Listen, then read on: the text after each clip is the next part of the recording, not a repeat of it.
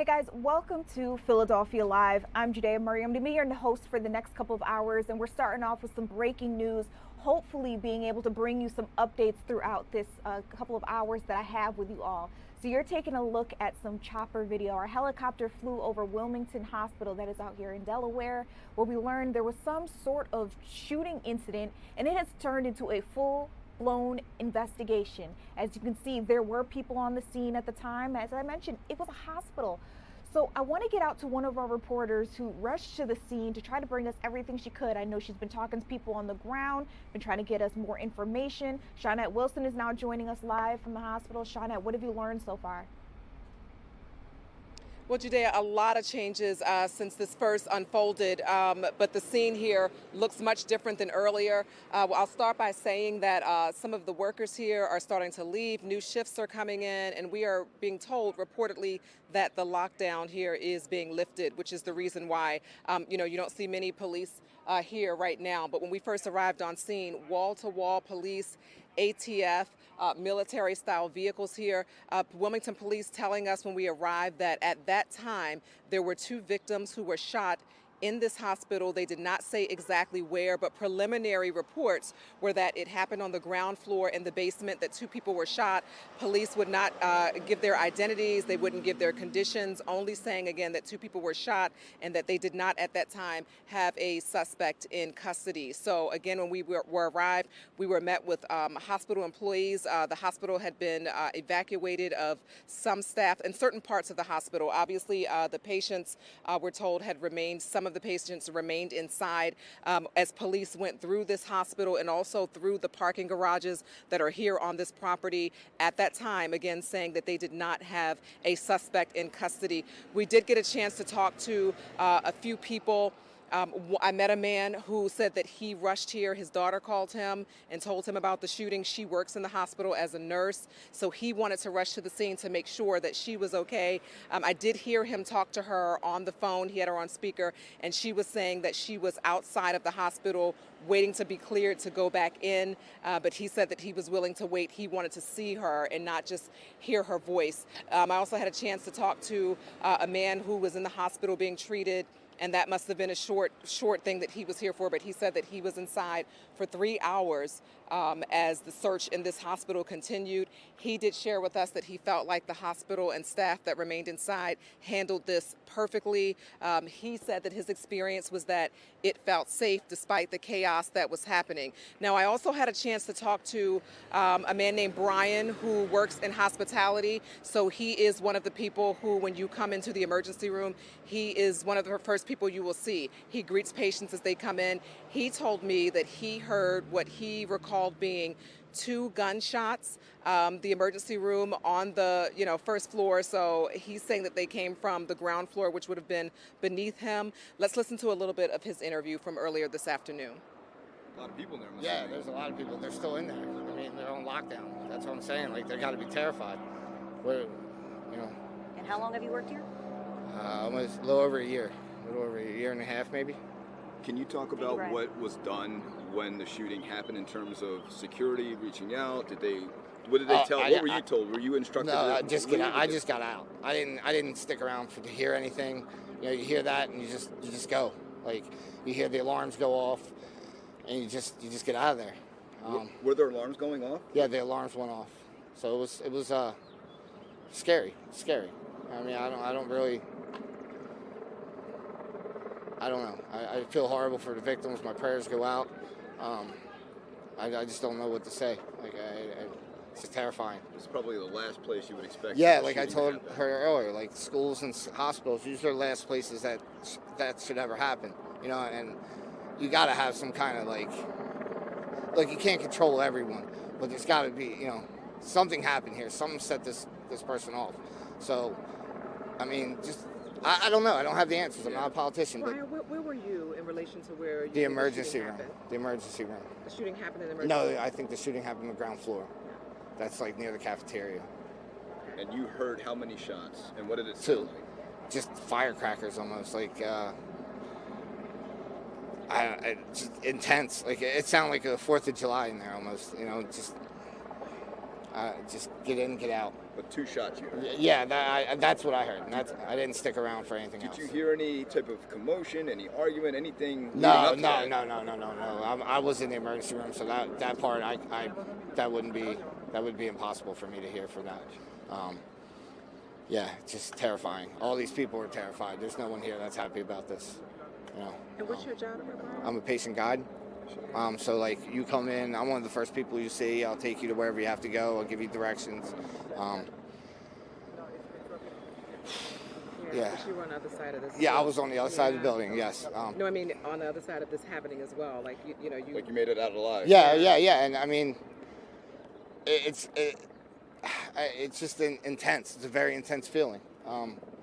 I can't really describe it. It's just you fight or flight, and you know your trainings tell you to get out of there. So I just got out of there. It wasn't.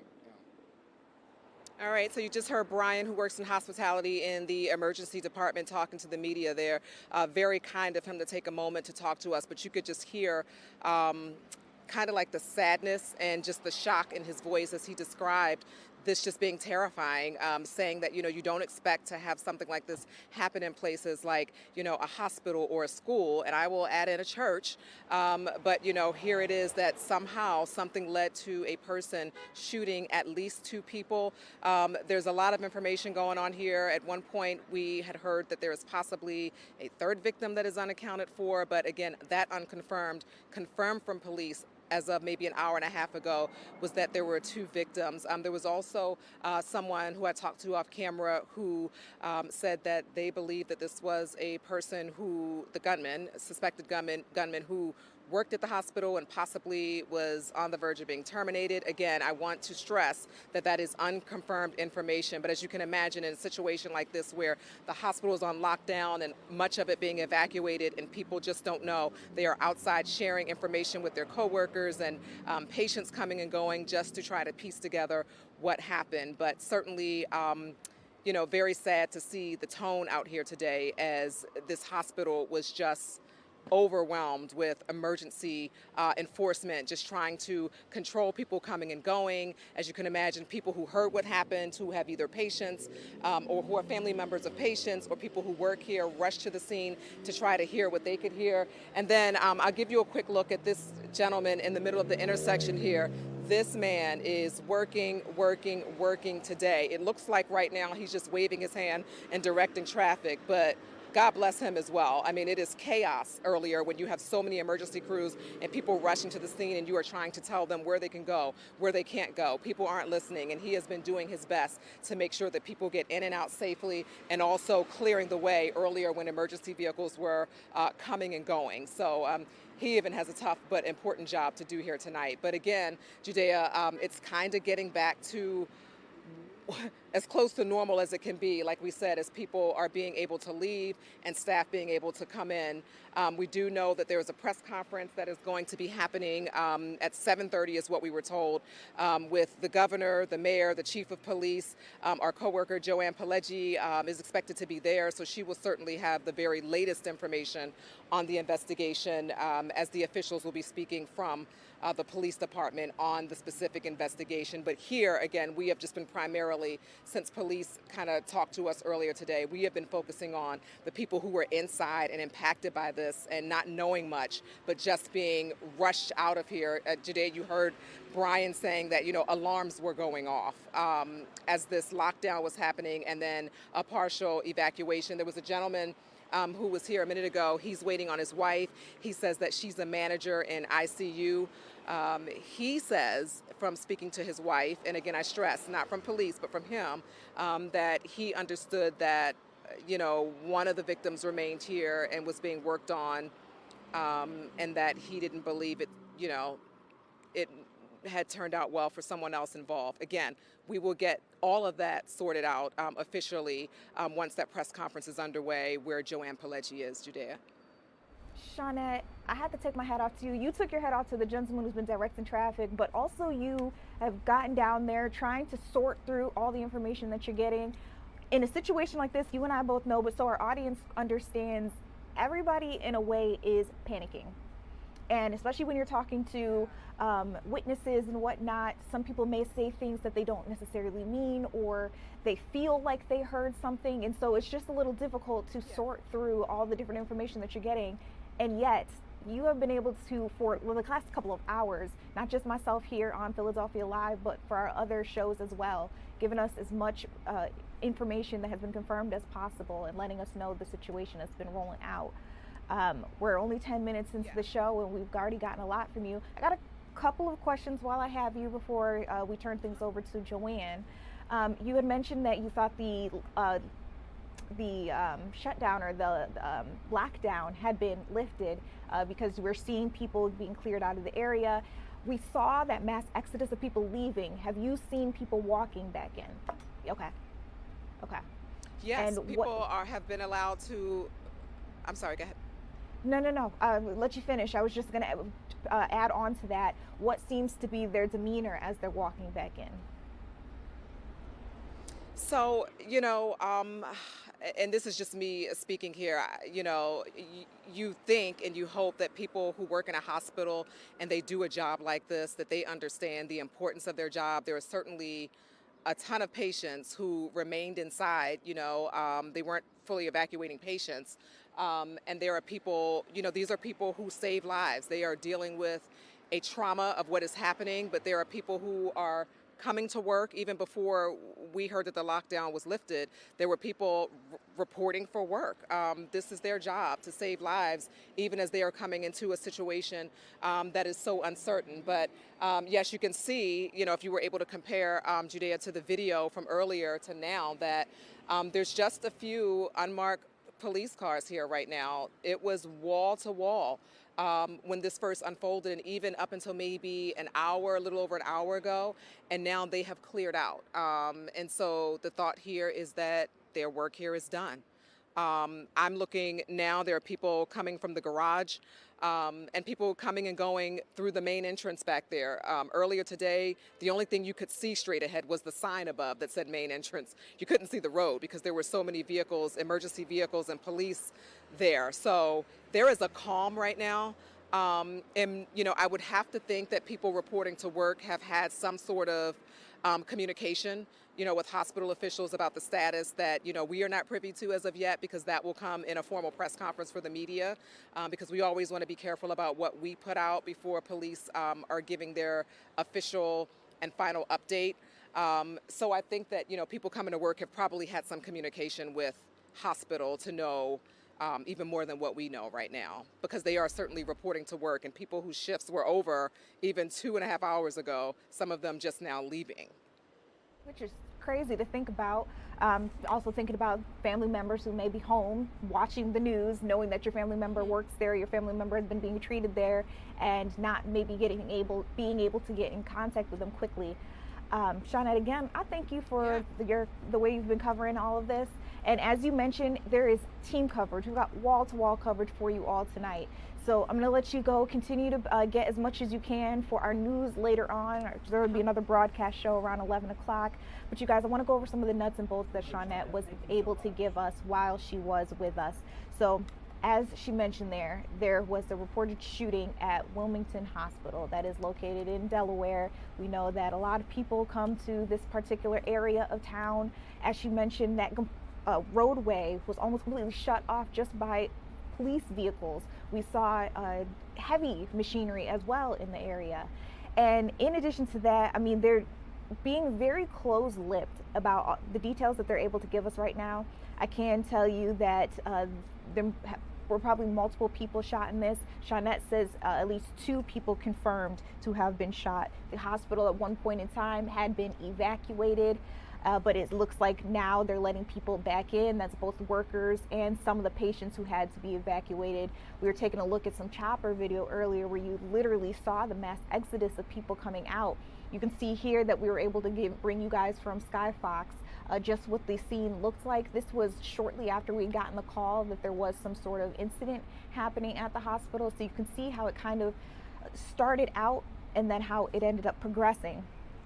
So as Sean had also mentioned, around 7:30, we're expecting to have that press conference. It's going to be led by the mayor, also the Wilmington Police Department. It's going to take place right outside of Police Department's headquarters.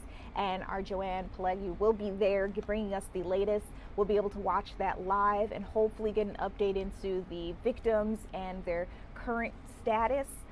As well as hopefully getting to hear that they at least have details on a suspect, or maybe at this point in time a suspect in custody, or just some sort of information that they're able to update us with. These are hopefuls. We don't know that that's what's going to happen.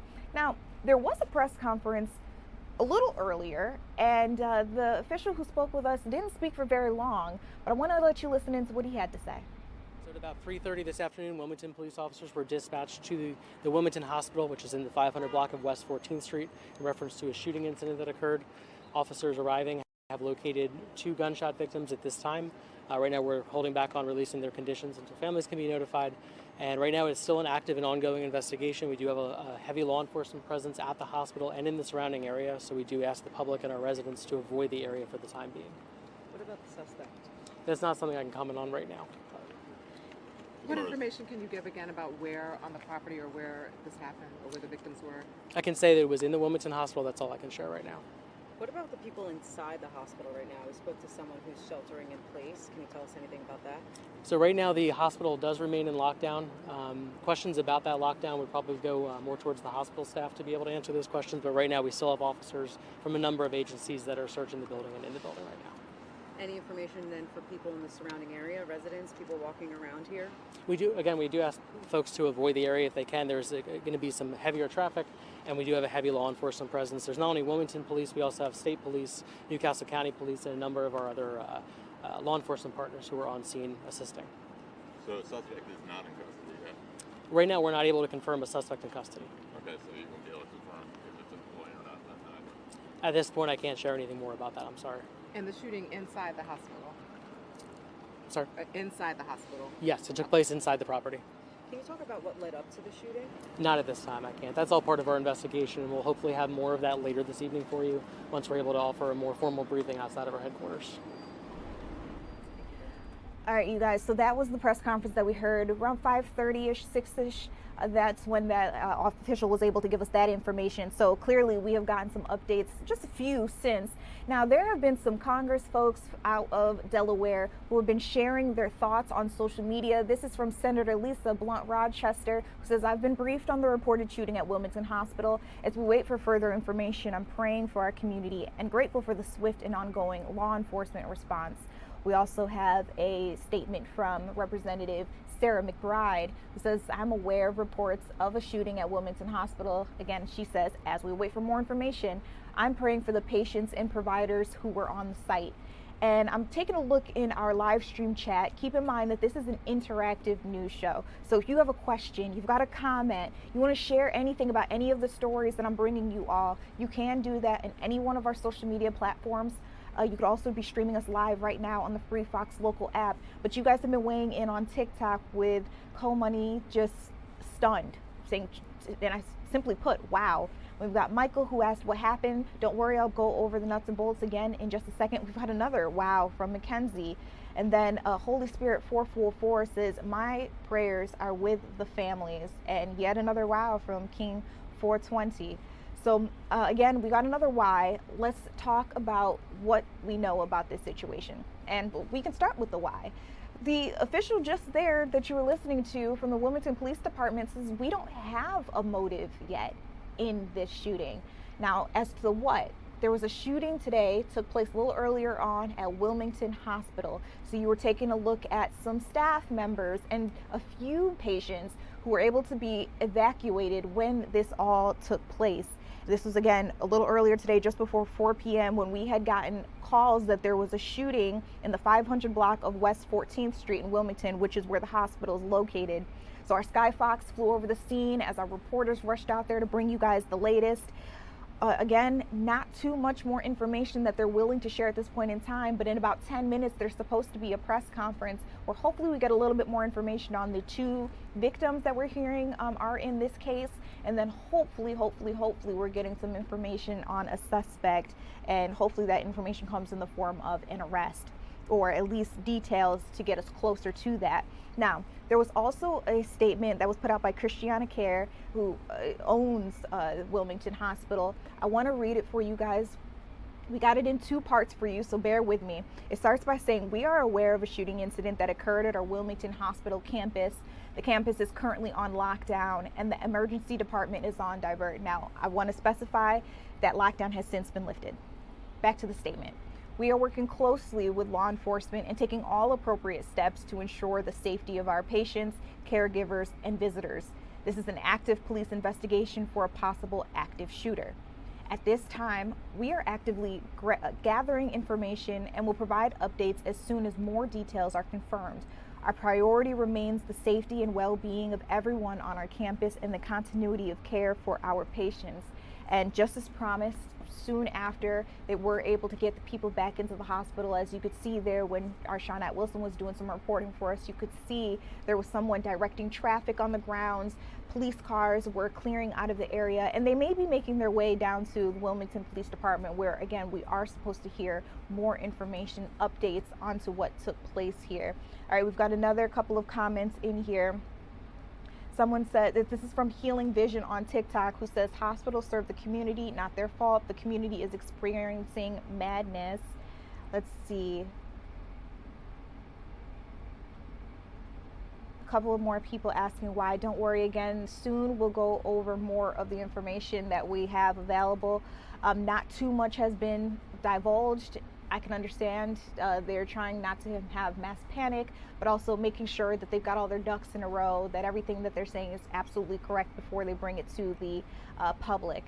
So with that being said, I think this is a good time to take a quick break, but when we come back, there are more big headlines happening right here in the Philadelphia, South Jersey, Delaware area. We'll bring those to you, and then don't forget, at around 7:30, that's when we're supposed to have that live press conference with more information about this hospital shooting. So don't go anywhere, we'll be right back.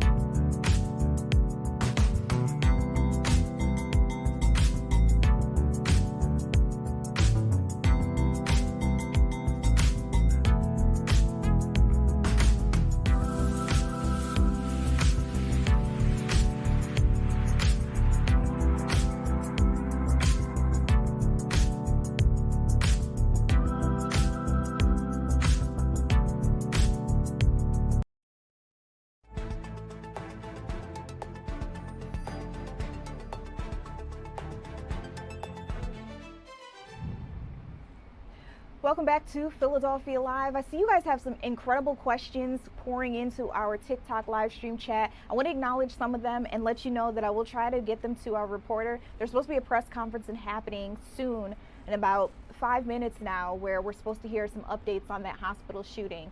So I'm going to try to get those out to her just in case there is a Q&A portion of that press conference. But I see someone wanted to know whether or not the weapons detection system was being utilized in the hospital when that shooting took place, because obviously that should have detected that a gun was brought into the hospital. Another person wanted to know if any employees were injured, and then they wanted to know as well where in the hospital the shooting took place, whether it was the lobby, the emergency room or department, et cetera, et cetera, et cetera. So a lot of people have been weighing in. I just want to say shout out to Meigs. She's been asking a lot of the great questions, and then let me know as well that she works in the healthcare administration. So seeing stuff like this is always heartbreaking. I think we can all agree with you there. Now, some other things that are happening in our area while we wait for that press conference. Maybe you remember 3 officers being shot in Philadelphia. They were all rushed to the hospital. They say this ended up being a shootout kind of situation that really started as just a confrontation between those officers and an individual who has been identified as 57-year-old Eric Franks.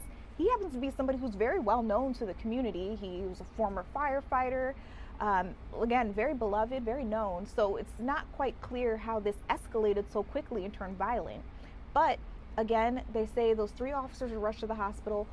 We know that the second officer has been released as of today. So I was listening into a press conference where Philly Police Commissioner Kevin J. Bethel talked a little bit more about his condition. The second officer happens to have been the one who was shot in the face. And now, according to the commissioner, he says that he's doing well. He also kept saying he looks good. Now, I could not see this officer being let out of the hospital. Usually they'll do like a, nice little, the police are on the side of the roads and they're there to do their salutes and say hello and welcome back and just, have that warm camaraderie right outside the hospital. I didn't get to see that portion, but I did hear the press conference where they were describing his condition. So I can tell you, even though they're not telling us his name, he's 43 years old. They say he's from Italy. I think they said he was known as like Mr. Italy or something like that. He's done an Iraq tour, and he had obviously been working here with the Philadelphia Police Department. They say he is in great spirits, and again, that he looks good, he looks great. The police chief, though, the commissioner, he says that this is like nothing short of a blessing, because if it had been millimeters closer in any direction, they said they're not quite sure that they would be having the moment that we're able to have today. It's possible that he would not have survived. So a lot of people are just seeing all these officers able to make it through what happened to them as just incredible. I will also say during that press conference, he actually accidentally identified the first police officer who had been released. This was a sergeant. Now, we were able to show you guys this video, and some of you were able to stream it live with us on the Fox Local app when it happened. But that sergeant was released from the hospital yesterday. He was the first officer of the 3. And he also seems to be in very good condition. You'll see him being wheeled out. At some points in time, he's able to give the crowd a smile. But most importantly, all his colleagues are there just to say, like, we're glad to have you. We're happy to have you. You can hear the applause. And this went on for a while as he got into the vehicle, and then they were able to drive him off. Now, unfortunately, we don't have any major updates in the search for why this really took place. But again, I can tell you that the suspect in the case was 57-year-old Eric Franks. And during that shootout with the 3 officers, it has been confirmed that he was killed. So again, just a very confusing head scratcher of a situation, just trying to figure out what's going on there. If you want to know any other details other than the names of those officers, the 3 officers, we do have plenty of articles available for you on the free Fox Local app, or you can head to fox29.com. We've also been following the situation that we heard about. There is a teen who was riding an e-bike who had been killed earlier today. There was some sort of collision with a UPS truck. So we were able to get out to the scene and grab what we could, a video for you all, just showing that area had been shut down completely. This was in Burlington County, and it happened just before 11 a.m. today. Again, our Skyfox flew over the scene. I don't want to show you that video, though. It is extremely graphic, and keep in mind that this is a minor. Again, we're hearing that this teen was riding an e-bike when he struck a UPS truck and sustained some fatal injuries. Clearly, that means he didn't make it. The roadway was closed to the traffic. They didn't, the roadway was closed to traffic. People could not come through, as you can see. They didn't tell us his exact age, and they haven't named him. I don't know if they're waiting to talk to family members before they, release this to the public, or if it's just because he's a minor that his name will not be released. But there was a statement released by UPS, because there was a UPS truck involved. It says, "We are heartbroken by the tragic accident in Southampton Township, New Jersey. Our thoughts and prayers go out to the family and loved ones. We are fully cooperating with authorities to understand what happened. Since this is an active investigation, we must refer any additional questions to the authorities." Now, keep in mind, we are on watch. There's supposed to be a press conference happening soon that'll give us a little bit more information on this shooting that took place at Wilmington Hospital. You're taking a live look at the podium where our reporter Joanne and her photographer have gotten out to the scene. A shout out to Michael Leftwich. They're working to bring us this as it happens. It was supposed to start at 7:30. It is 7:30 right now. They haven't come up to the podium just yet. We're gonna take a quick break. When we come back, hopefully they will have begun. I'll bring you out there live. Don't go anywhere.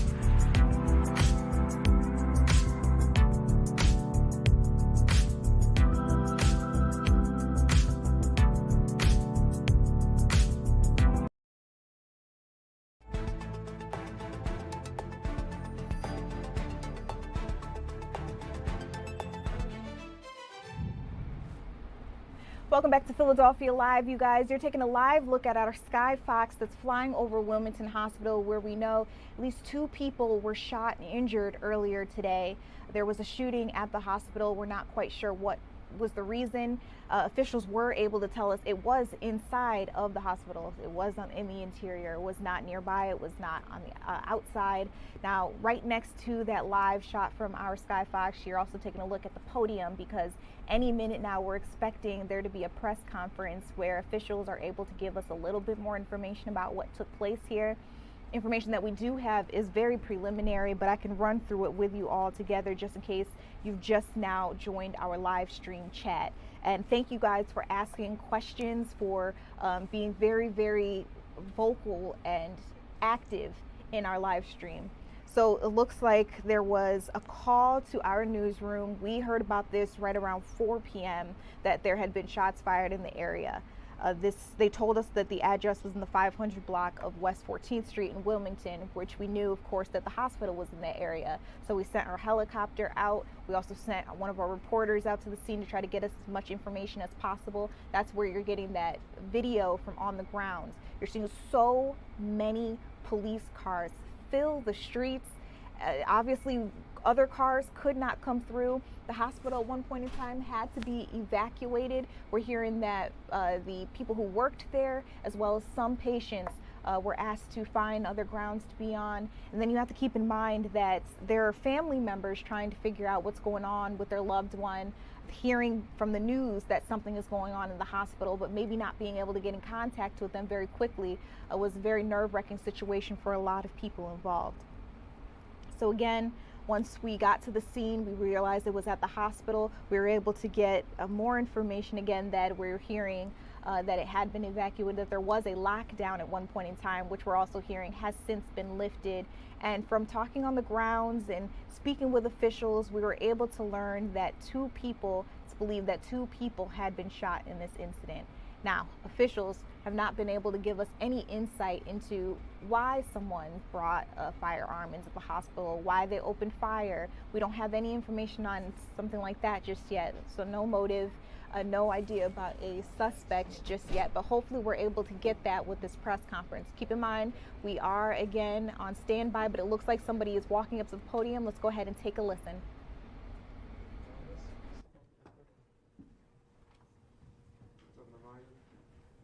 We're going to have Attorney General be stand on to the side with the FBI ATF. Councilman Owens. Let me check the hallway. Everybody check the phones, please.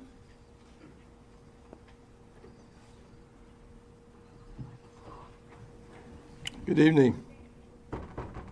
Thank you for coming.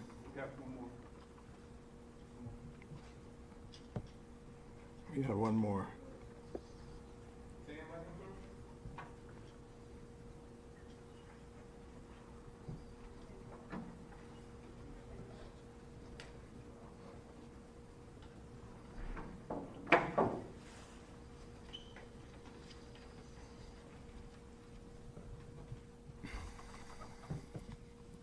Governor Meyer, Attorney General, to members of City Council, to Jen Schwartz from Wilmington Hospital Christiana Care, our hearts go out to you and your employees.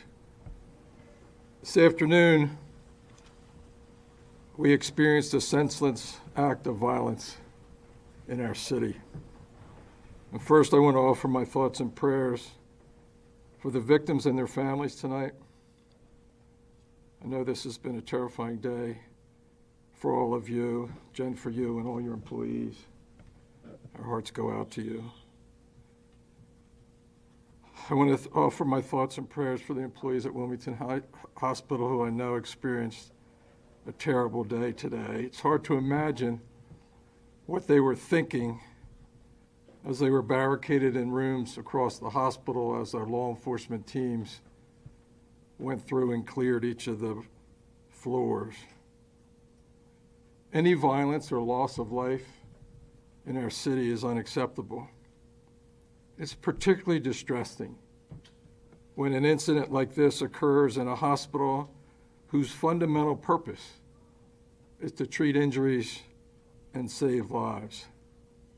If ever there's a place that should be a sanctuary from such violence, that is the place. We offer special thanks again to those who worked through the incident at the hospital as they treated their patients. It's hard to imagine what that was like. You'll hear more from Chief Campos in a minute about the specifics of the incident. But before I turn it over to him to discuss what we know so far, I want to thank the members of the Wilmington Police Department and all their teammates from the state and the county, first responders, everyone, for the bravery that they showed in the face of this unthinkable threat. Your work was nothing short of incredible and a tribute to your training and professionalism. We are so fortunate to have such an incredible first responders who rushed into the hospital to stop the violence and save the lives. As I listened to the radio as they were clearing each floor, there was such focus on mission and making sure in every little detail. This has been a terrible day for our city and especially for the hospital workers who were subjected to this terror. It's also been a day, though, when our law enforcement teams were at their best. They showed their bravery, their expertise, and their professionalism in the face of this terror. And one thing I know for sure is that this community will lift one another up in the days ahead. And my prayers are with all of you tonight. I'd like to offer a special thanks to Governor Meyer for being here and for the support of the Delaware State Police and those tactical teams this afternoon. It made a difference. And with that, I'll turn it over to Chief Campos. I want to thank him and his men and women for just an incredible job today.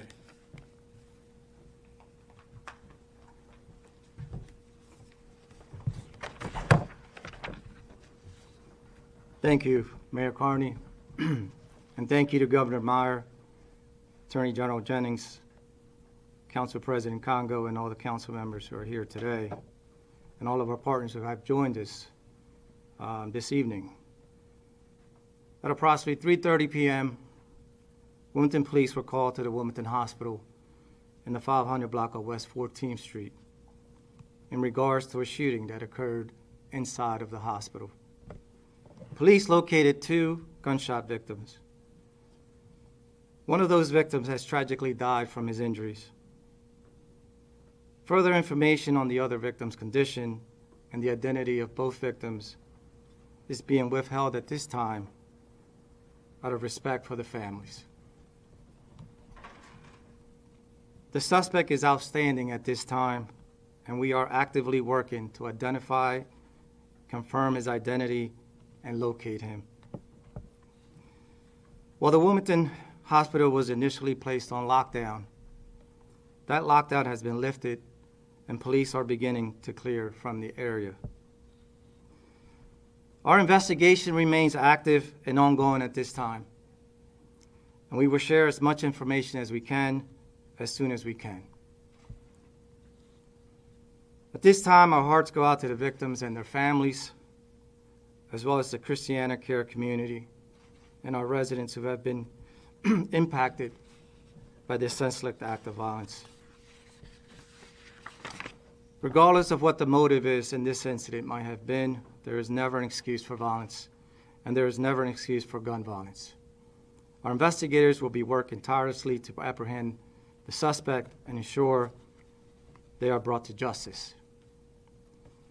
This time, I would like to acknowledge the brave efforts and echo the mayor's comments of the bravery of our Wilmington police officers who responded, as well as the support of our law enforcement partners and public safety partners, to include the Delaware State Police, the Newcastle County Police Department, the Wilmington Fire Department, Newcastle County Paramedics, the FBI, the ATF, and many other agencies who responded to support this investigation. But let's not also not forget the many nurses and doctors at Christiana Care, the patients and their families who had to live through this. I can tell you that we will work tirelessly through this evening to bring this person to justice. Thank you. Now I'll turn it over to Governor Meyer.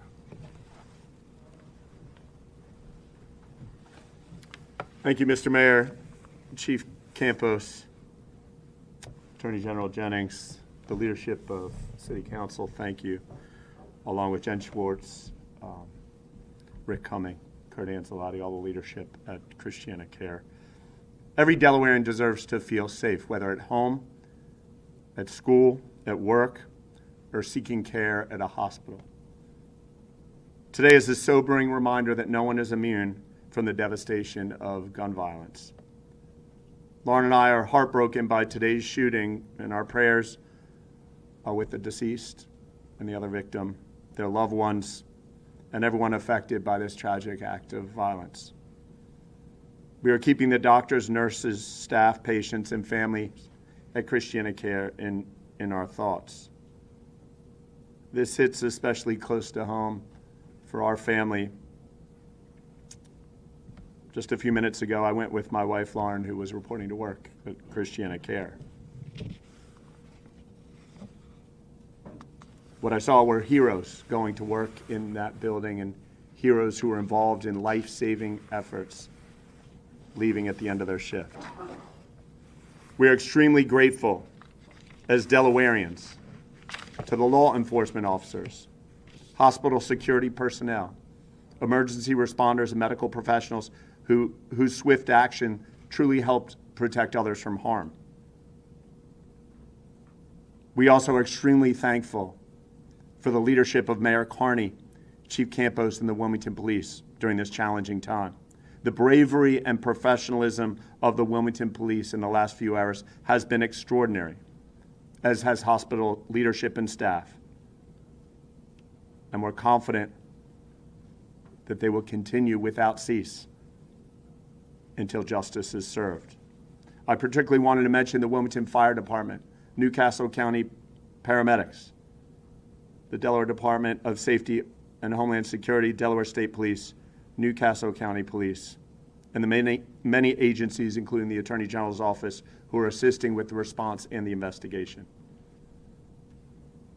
We ask all Delawareans to keep everyone affected in their thoughts as we learn more about what happened and stay vigilant. Thank you.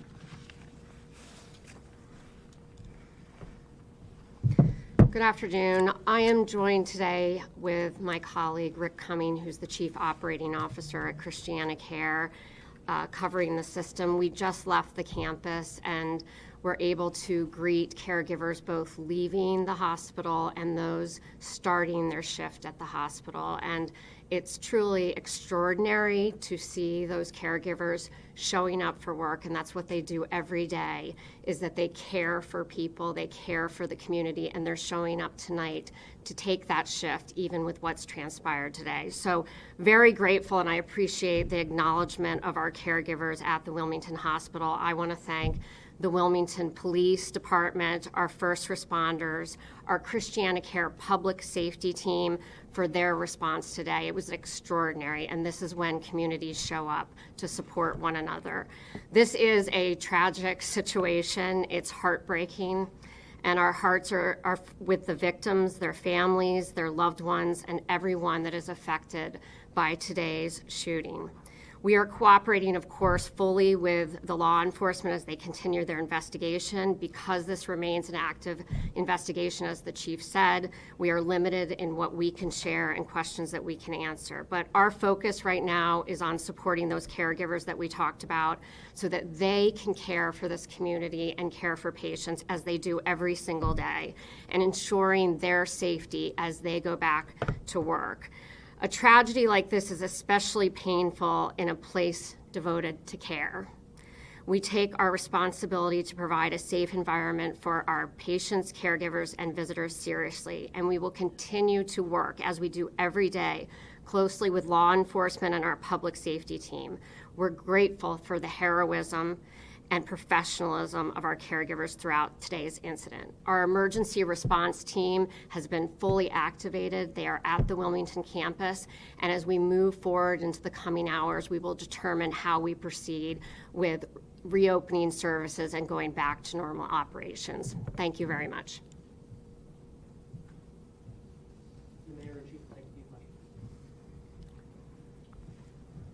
Where did the shooting occur? Who was involved? There are reports that it was an employee and two other employees involved in this, and on what floor did it occur? Can you tell us that? At this time, we're still trying to confirm. We can tell you that it happened inside the hospital, but that's all we're going to say at this point. You know how the shooting got out? Can you speak to the safety measures inside the hospital, metal detectors, how many security guards were possibly on staff? How could someone get inside with a gun? I would turn that over to Christiana Care, but to answer your question, can you repeat that again? How'd the shooter get out of the building? Yeah, that's something that we're still trying to review, cameras, surveillance, to see how this person got out of the hospital. So it's an active investigation, so that's what we're looking into. Are you sure they're out of the building? sure they're out of the building? Yes, we made sure we cleared the building with the help of all our law enforcement agencies and partners. Are you confident that the public at large is safe at this point? What we're doing right now is actively investigating this case, and we'll provide more information as soon as we can. So, again, the suspect is outstanding, and we're out there looking for him. Are the victims, were they employees or patients? That is still something that we're trying to confirm as part of the investigation. Those are all the questions we'll take for now. We will issue updates as soon as we can for our usual channels. Thank you for coming.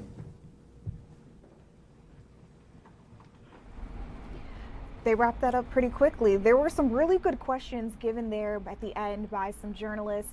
One, I know you guys were asking me in the live stream chat, and I see a lot of you guys joining us right now on TikTok. Somebody wanted to know what was going on because Christiana Care does have a weapons detection system. At least that's what it says on their website. I'm reading it right now.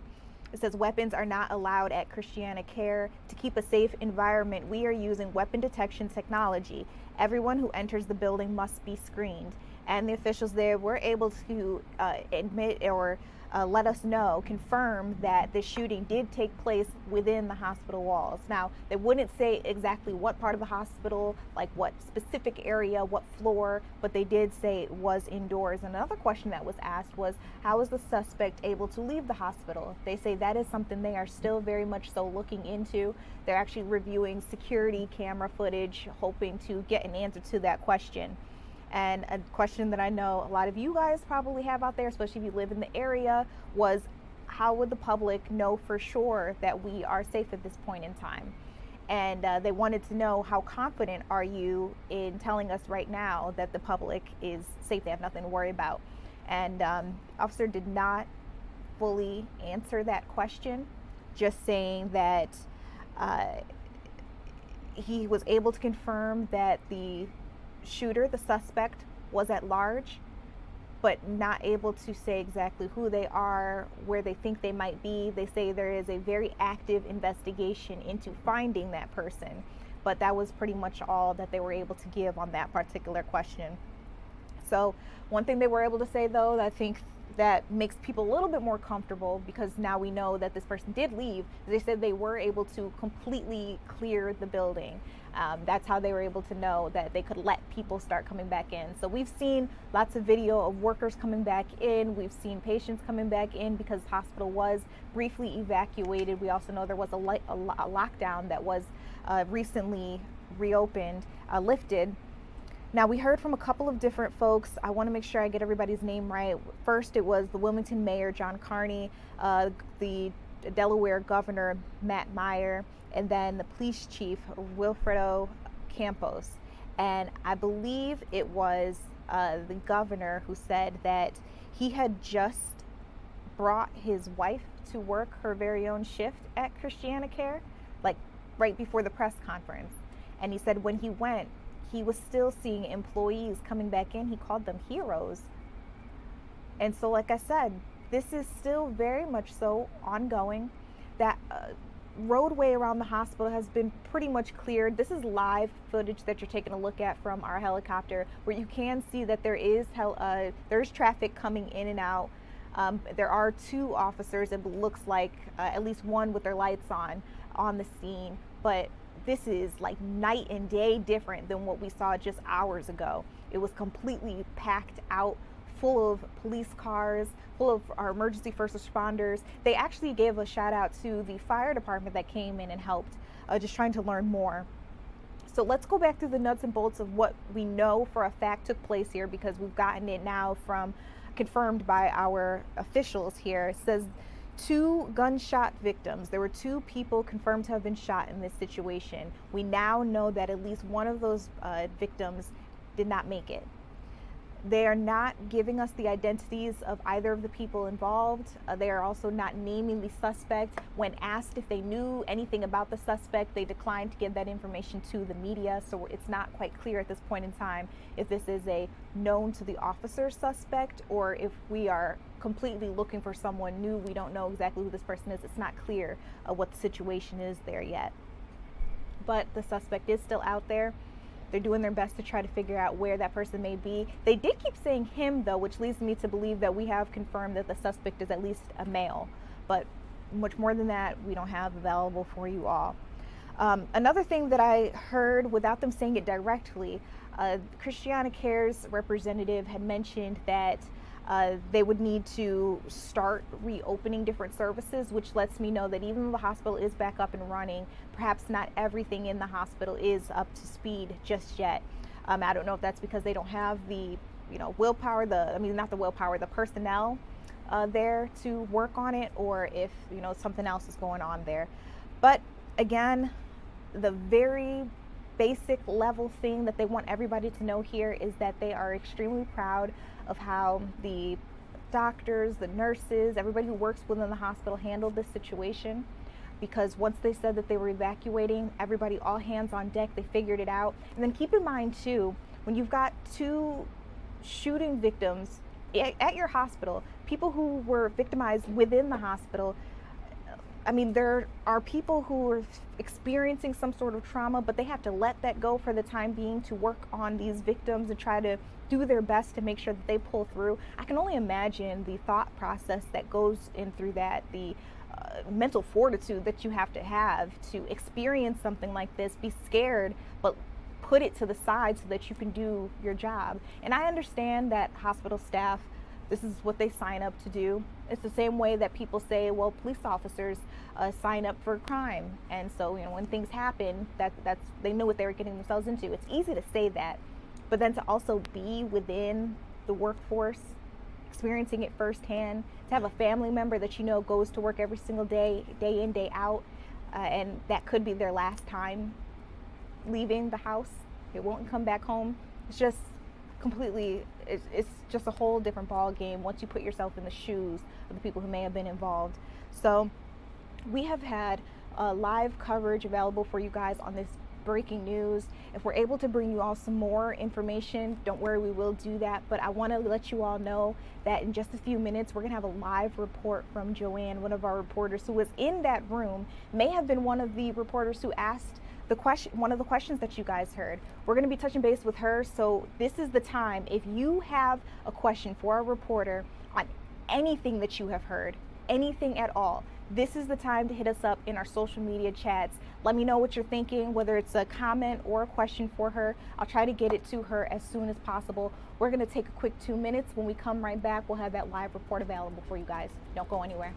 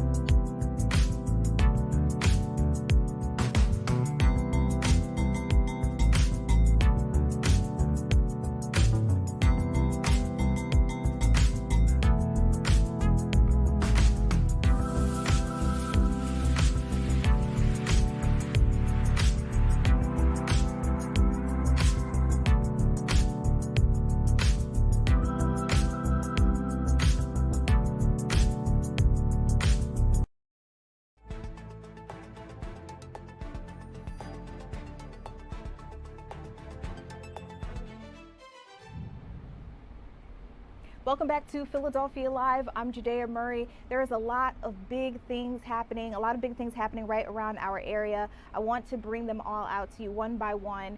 I want to also let you know that this is an interactive live stream chat where you are able to talk to us in real time, ask questions, all of that stuff. We're able to bring you guys live breaking news all the time right here on Philadelphia Live. Now, going through our comment section, I see that there are a couple of frequently asked questions, so let's go over them so everybody is aware. We've got a lot of people asking, which Wilmington are you talking about? Where is this taking place? This is Wilmington, Delaware. This was the Wilmington Hospital that we know is owned by Christiana Care. You're taking a live look out there. I'm sorry, this is pre-recorded video. Our chopper had taken this video earlier today so you could see all of the police cars that were on the scene when we heard that there was a shooting at the hospital that, of course, right now under investigation. So once again, I just want to confirm that this is Wilmington, Delaware that we are all talking about.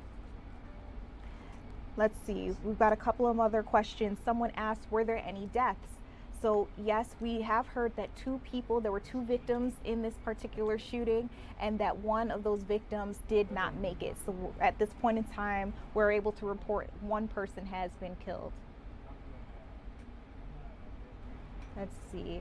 I'm going through all of the questions just to make sure that we're keeping up with you guys.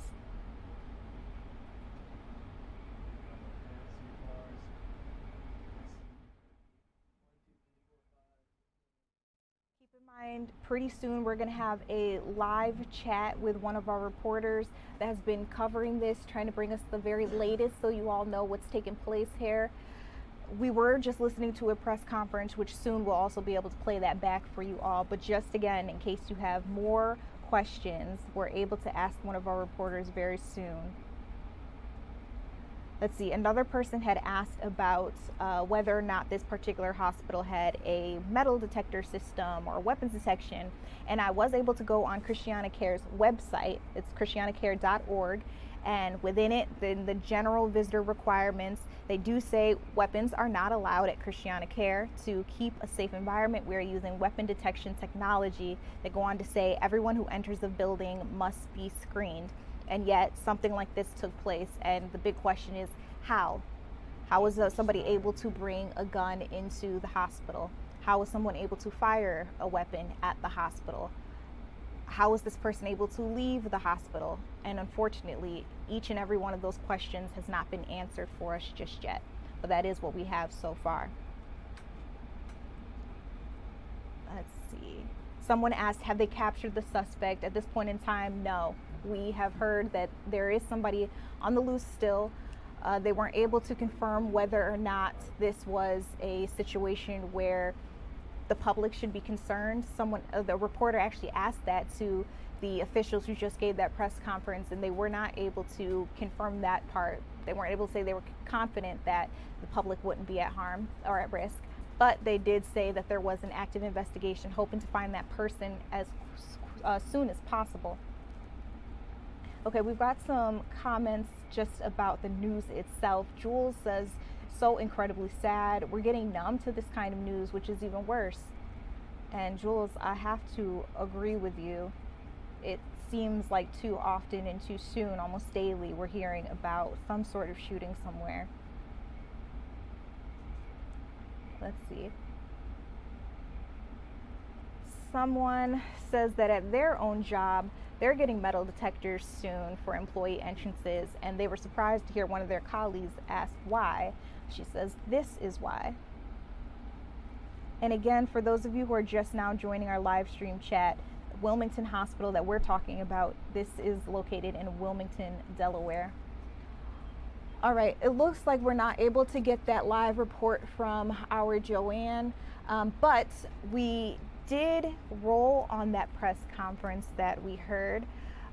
In a few minutes, I'll let you guys listen to it in its entirety, just in case you missed it the first time around. This literally just wrapped up a couple of minutes ago, so don't go anywhere if you're looking for that. But keep in mind, there's some other news that we're keeping our eyes on. There was a triple shooting in which we know 3 Philadelphia police officers had been shot. They had all been hospitalized. First officer was released from the hospital just yesterday, and it was like all the pomp and circumstance in the world when he was finally able to be wheeled out of the hospital. So you're taking a look at some of the video that we were able to capture yesterday, and you can see that they are saluting the officer as he makes his way out. This is a sergeant, and they haven't identified him publicly just yet. They say that this is for his own privacy and his own protection.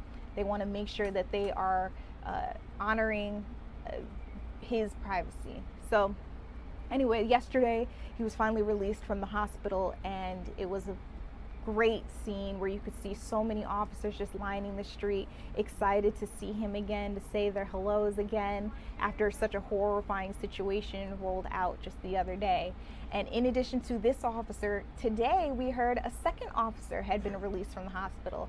Now, unfortunately, we don't have video of that particular situation, but I did listen in to the police commissioner, who told us a little bit more information about this guy. So they say that he was from Italy, but he worked on the Philadelphia Police Department staff.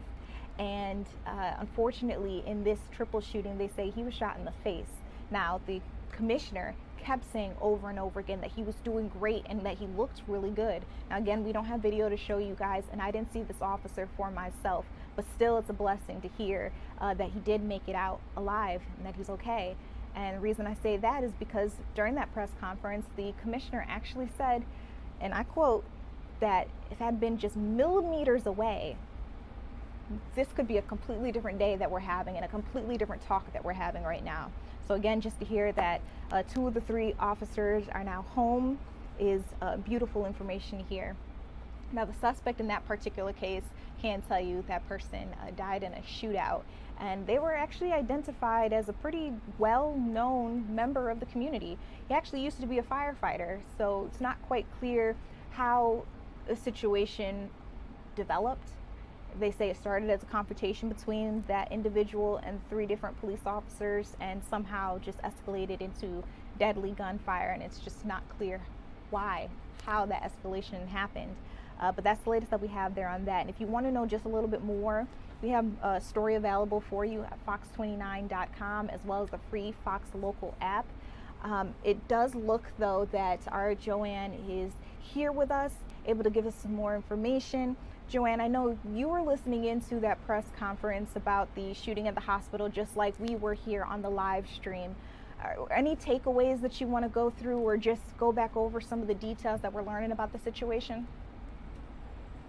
Sure, Juday. It was a somber, very somber tone inside Wilmington Police Headquarters. The governor there, the mayor there, the police chief, other state police officials, and the incoming CEO and president of Christiana Hospital. That's the hospital in Wilmington where this all went down at 3:30 this afternoon. So here's what we do know. 1 person is dead. 1 person is injured. The shooter is on the loose. The shooter got away. That hospital was on lockdown for several hours. That lockdown has been lifted. You can imagine the frightening scene inside of a hospital, you know, a place where people go to be cared for. Exactly, right? There is security there, but somehow this person with a weapon got inside the hospital. Now, again, we're not sure. I'm actually trying to pull up my notes now. I took some notes from all the officials who spoke during that news conference. I did ask, where did it happen inside the hospital? And the police chief just said inside the hospital. So he wasn't giving out those details. I did ask, were the victims patients or employees? Because I had seen some reporting that all 3 involved were employees, but I cannot confirm that. The police chief would not confirm that either. He said they are victims. That's all he said. So one of the first things the mayor said here at the news conference was that it's been a terrifying day, and our hearts and prayers go out to all of the people in that hospital community, and of course for the victims' families. One of the things the mayor said, any violence and loss of life is distressing, and that it happens in a hospital where people are taking care of others is particularly horrible. And of course he congratulated or gave a shout out to all the police and emergency responders who showed up knowing that someone was inside with a weapon and that 2 people had been shot inside the hospital campus. So as far as the police chief, he told us that there was a shooting inside around 3:30. Police were called there. They did find 2 gunshot victims. As I said, 1 person died. They did not disclose the condition of the other victim. They said, the police chief said, regardless of a motive, now who knows what a motive may have been at this point, violence is never an excuse. The governor also spoke, and he said every Delawarean deserves to be safe, whether it's in their workplace, their school, or in a hospital situation. The CEO, the Christiana Care CEO, said she went to the hospital, and she said it was truly extraordinary this evening to see hospital workers coming into work after this had all happened. She gave them credit because there were people leaving, obviously in tears and very distressed and shaken up after seeing a shooting in your own workplace. One reporter did ask about metal detectors or security, and another question that the police chief did not answer. I've not been inside Christiana Care Hospital in Wilmington, so I don't know. I can't say whether there is security. But as you know, if any of us have been in a hospital recently, there usually is a security guard at the hospital. I've been to some hospitals in New York City and in Philadelphia where there are, in fact, metal detectors. Don't know if that was the case here. If it perhaps was an employee, I don't know whether they walk through metal detectors either. So that is the most that we can tell you. I know we have a reporter over at the scene. There were reports earlier that the suspect was driving toward the city, which we presume to be Philadelphia. We have no confirmation of that at this point. But again, the shooter is at large right now. So that's what we can tell you. Joanne, you've actually given us a lot of information that our audience really wanted to know. A lot of them were asking the questions about the weapon detection system. And I heard you say you weren't sure if they had one inside this particular hospital. I do want to say on their website, they've got a general visitor requirements section that says, and I quote, "Weapons not allowed at Christiana Care. To keep a safe environment, we are using weapon detection technology. Everyone who enters the building must be screened." But while I do say that, and we do have that on their website, I want to confirm that it's not necessarily confirmed that within this particular building that they actually do. Okay, I don't want to interrupt you, but okay. I can't hear you if you are asking me questions. Okay. We lost our connection to the studio. All right. We're trying to dial back in right now. We'll have a producer we can see if we can message you. If we want to try to. Okay, wait. Did we just get you back? In live television, I can't hear you asking me questions. You know, I can only reiterate what we do know at this point. 1 dead, okay. 1 injured. We're not sure how seriously. Let's see if I can hear you once again. I can hear you we'll again. Try now. Perfect. Judea. Okay. All right. We've got you back. Okay. Go ahead. I was telling you, did you hear what I was mentioning the website? They've got the general visitor requirements listed. Yes, I did. Okay. Yes, and I did. I said, even though it's written on the website, it's still not clear whether they have this in every entrance. And to your point, there's rumors out there that maybe employees were involved. It's not clear whether this would be the entrance that employees use, if that part of things are true. So, you know, it's on the website, but we don't necessarily have that confirmed by officials. But I also did think it was interesting that when that journalist asked the question and the officer said that he would let Christiana Care answer the question, he didn't let Christiana Care answer the question. No. They were there able to speak. They just went on to something else. Yeah. I think that's part of the way they're controlling the information that gets out there for their good reason. I'm sure they have their reasons why not, but they just took a couple of questions. I tried to get another question in, but they shut down the reporter question section of the news conference very quickly, and they filed out. Again, I said it was a very somber tone. You always see the full spectrum of everybody and law enforcement and local government, and in this case, the governor was here too. We did learn that the governor's wife, Lauren, works at Christiana Care, and he said they went there. He went to the hospital.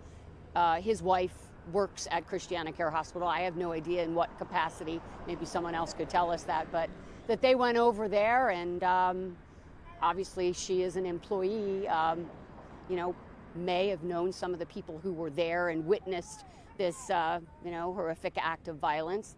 And again, we see this all too often, right? I mean, how many shootings are there every day, every month, every week, all across the country? And, we hear law enforcement say, gun violence isn't the answer, yet this continues to happen. And you continue to hear law enforcement say almost a script, if you will, when it comes to these news conferences.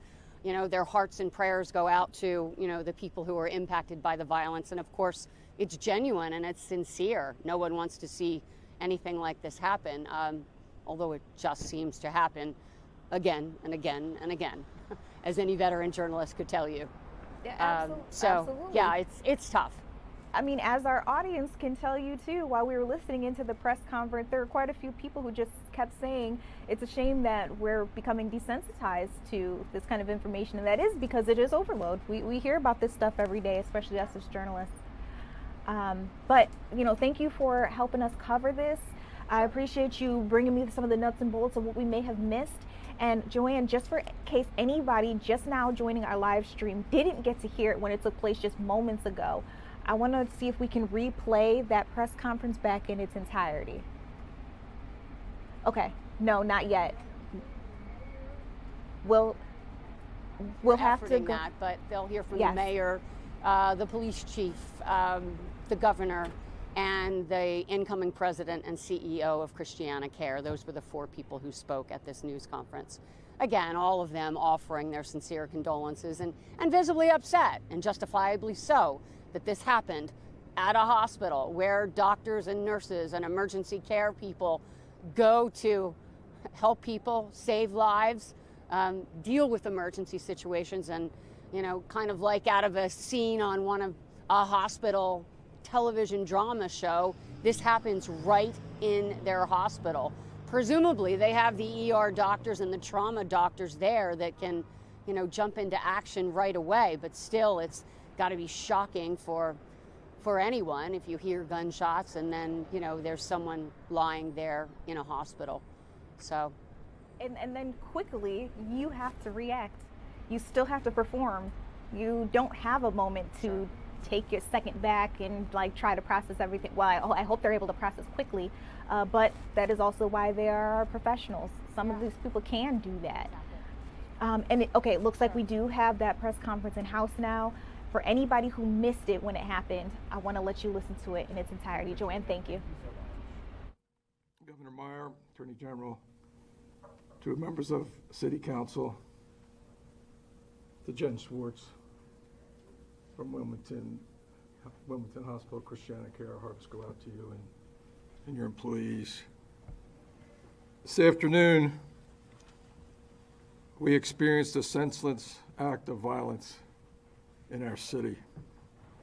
And first, I want to offer my thoughts and prayers for the victims and their families tonight. I know this has been a terrifying day for all of you, Jen, for you and all your employees. Our hearts go out to you. I want to offer my thoughts and prayers for the employees at Wilmington Hospital who I know experienced a terrible day today. It's hard to imagine what they were thinking as they were barricaded in rooms across the hospital as our law enforcement teams went through and cleared each of the floors. Any violence or loss of life in our city is unacceptable. It's particularly distressing when an incident like this occurs in a hospital whose fundamental purpose is to treat injuries and save lives. If ever there's a place that should be a sanctuary from such violence, that is the place. We offer special thanks again to those who worked through the incident at the hospital as they treated their patients. It's hard to imagine what that was like.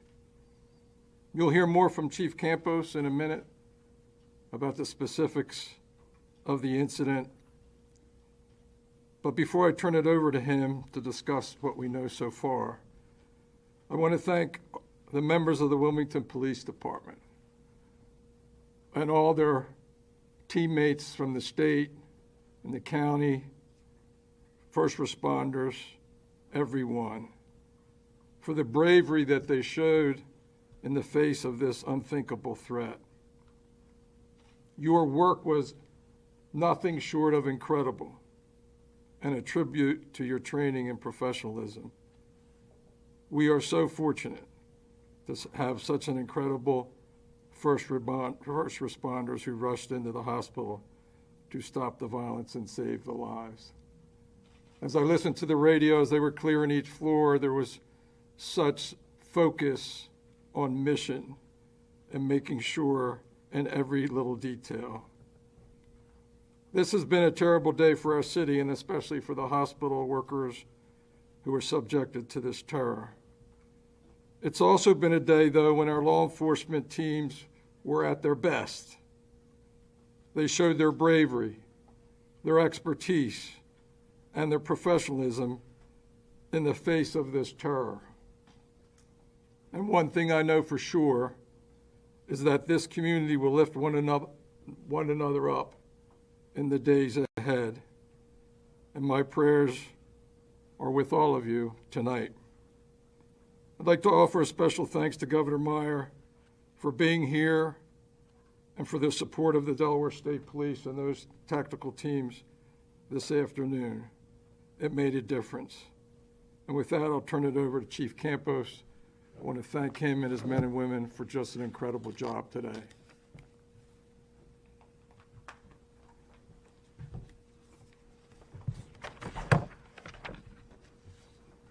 Thank you, Mayor Carney, and thank you to Governor Meyer, Attorney General Jennings, Council President Congo, and all the council members who are here today, and all of our partners who have joined us this evening. At approximately 3:30 p.m., Wilmington police were called to the Wilmington Hospital in the 500 block of West 14th Street in regards to a shooting that occurred inside of the hospital. Police located 2 gunshot victims. One of those victims has tragically died from his injuries. Further information on the other victim's condition and the identity of both victims is being withheld at this time out of respect for the families. The suspect is outstanding at this time, and we are actively working to identify, confirm his identity, and locate him. While the Wilmington Hospital was initially placed on lockdown, that lockdown has been lifted and police are beginning to clear from the area. Our investigation remains active and ongoing at this time, and we will share as much information as we can as soon as we can. At this time, our hearts go out to the victims and their families, as well as the Christiana Care community and our residents who have been impacted by this senseless act of violence. Regardless of what the motive is in this incident might have been, there is never an excuse for violence, and there is never an excuse for gun violence. Our investigators will be working tirelessly to apprehend the suspect and ensure they are brought to justice. This time, I would like to acknowledge the brave efforts and echo the mayor's comments of the bravery of our Wilmington police officers who responded, as well as the support of our law enforcement partners and public safety partners, to include the Delaware State Police, Newcastle County Police Department, the Wilmington Fire Department, Newcastle County Paramedics, the FBI, the ATF, and many other agencies who who responded to support this investigation. But let's not also not forget the many nurses and doctors at Christiana Care, the patients and their families who had to live through this.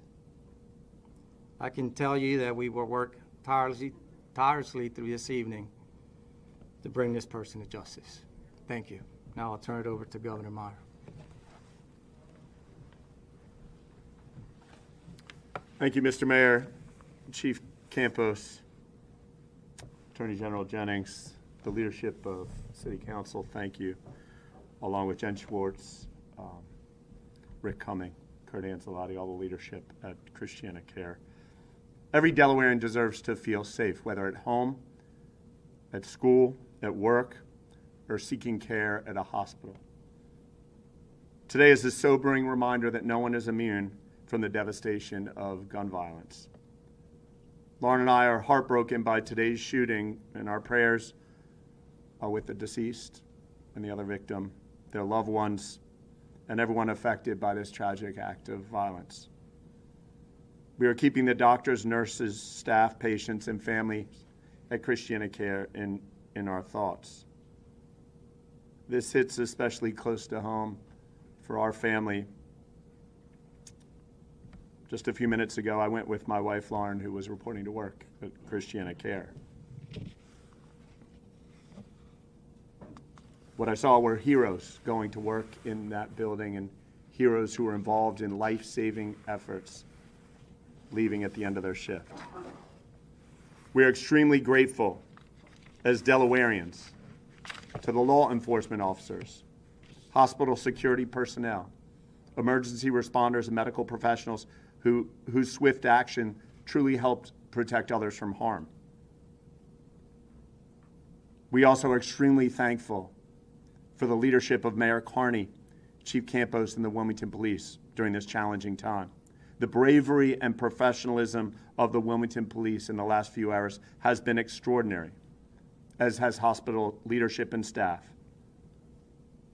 And we're confident that they will continue without cease until justice is served. I particularly wanted to mention the Wilmington Fire Department, Newcastle County paramedics, the Delaware Department of Safety and Homeland Security, Delaware State Police, Newcastle County Police, and the many agencies, including the Attorney General's office, who are assisting with the response and the investigation. We ask all Delawareans to keep everyone affected in their thoughts as we learn more about what happened and stay vigilant. Thank you.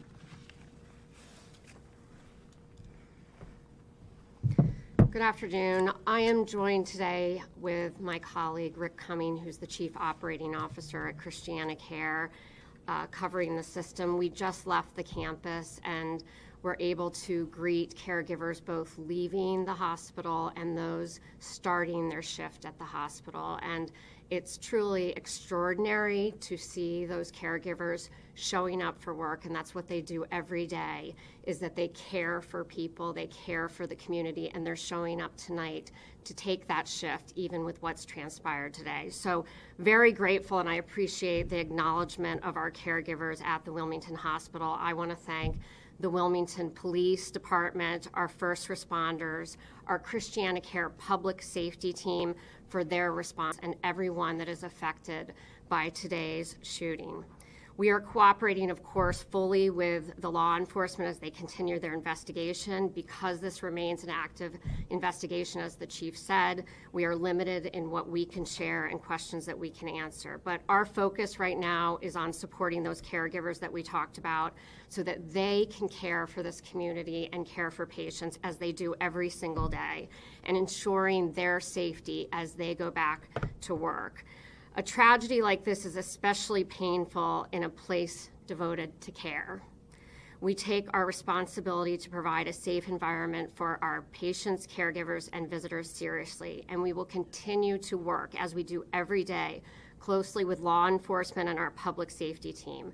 We're grateful for the heroism and professionalism of our caregivers throughout today's incident. Our emergency response team has been fully activated. They are at the Wilmington campus, and as we move forward into the coming hours, we will determine how we proceed with reopening services and going back to normal operations. Thank you very much.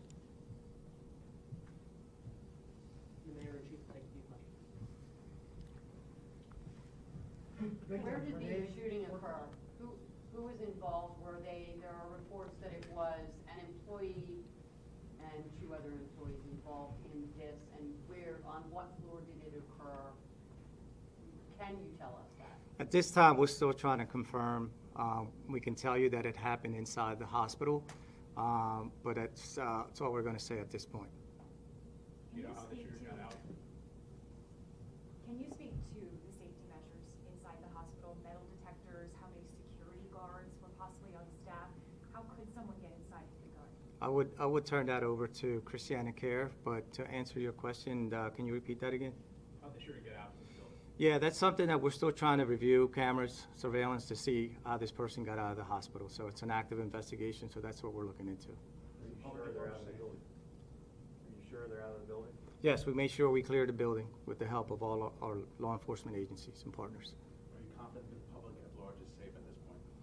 What we're doing right now is actively investigating this case, and we'll provide more information as soon as we can. So, again, the suspect is outstanding, and we're out there looking for him. Are the victims, were they employees or patients? That is still something that we're trying to confirm as part of the investigation. Those are all the questions we'll take for now. We will issue updates as soon as we can for our usual channels. Thank you for coming.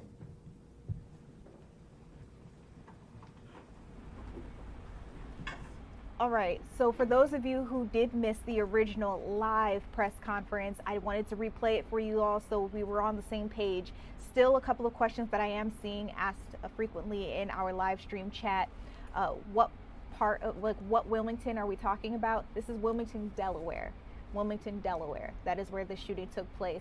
I saw another question. I see you calling it Wilmington Hospital, and then also I'm hearing Christiana Care. Which one is it? Both.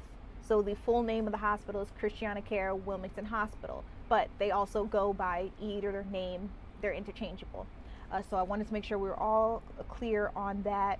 And then somebody was asking, what do we know about the victims? Once again, it is 2 people in this case have been shot.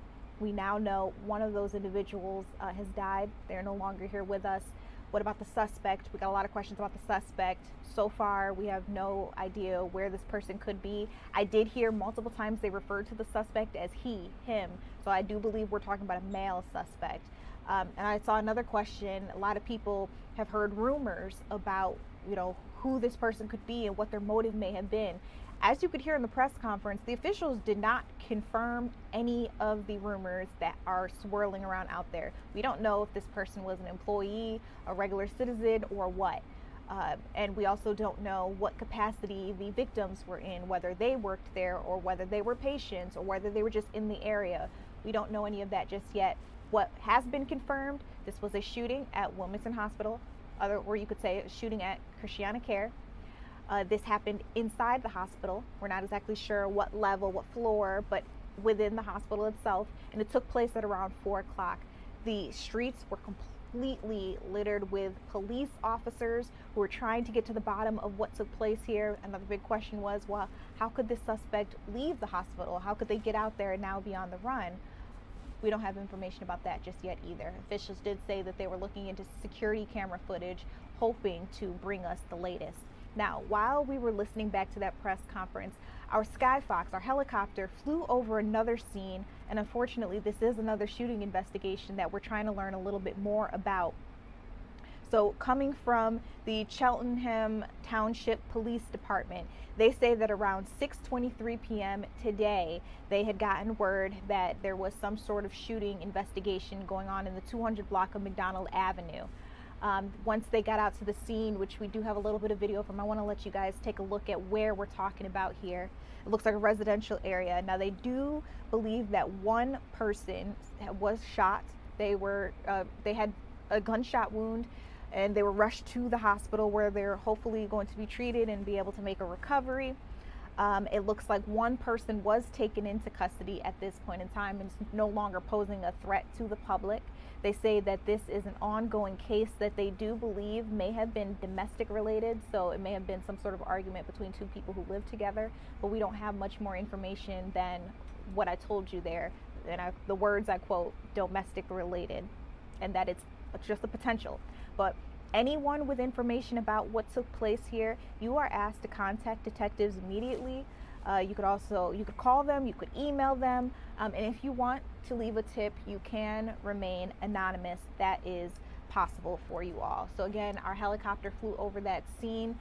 We have a lot of big news to run through with you all. A lot of things happening here in the Pennsylvania, Delaware, South Jersey area. And if you know Philadelphia Live, you know we also touch on national stories, international stories. A lot of times we talk about what's going on with the White House, President Donald Trump, and this potential deal that we could reach with Iran by the end of this week.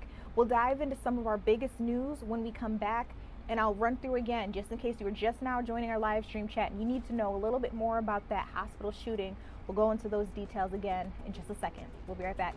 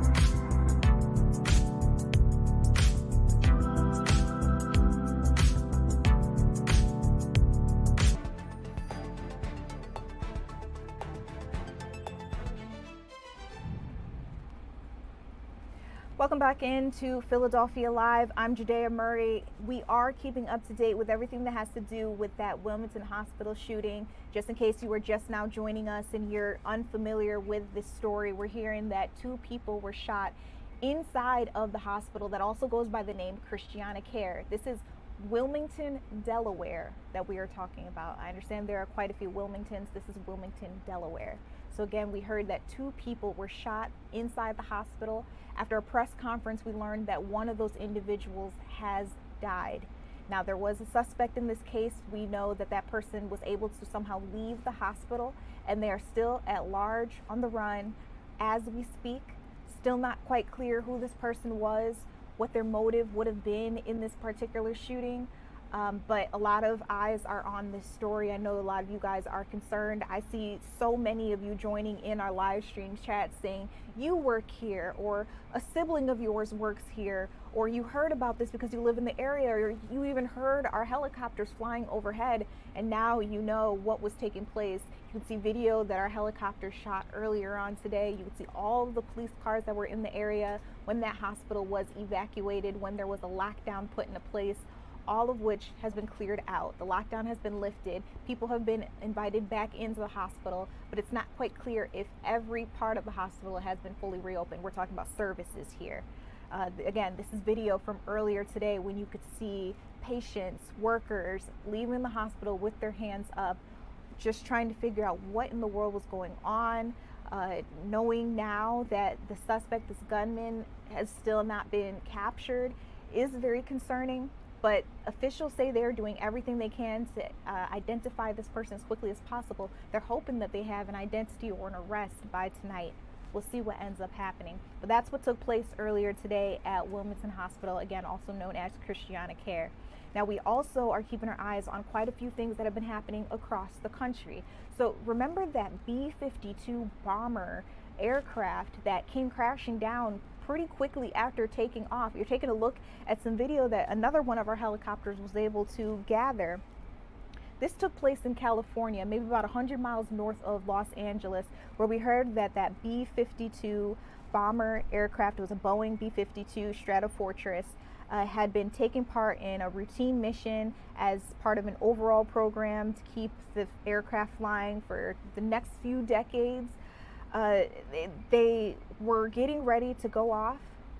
They went off, and then all of a sudden they came crashing back down, and all 8 people who were aboard that particular aircraft, unfortunately, have all died. We don't have any identities yet on any of these individuals yet either, but this is a story that a lot of people are keeping up with. You can see the desert area there. The ground was completely singed, charred. You could see fire still popping up in different parts of the area. So that's what we're learning about that particular situation. Hopefully we're able to bring you guys some updates a little later on.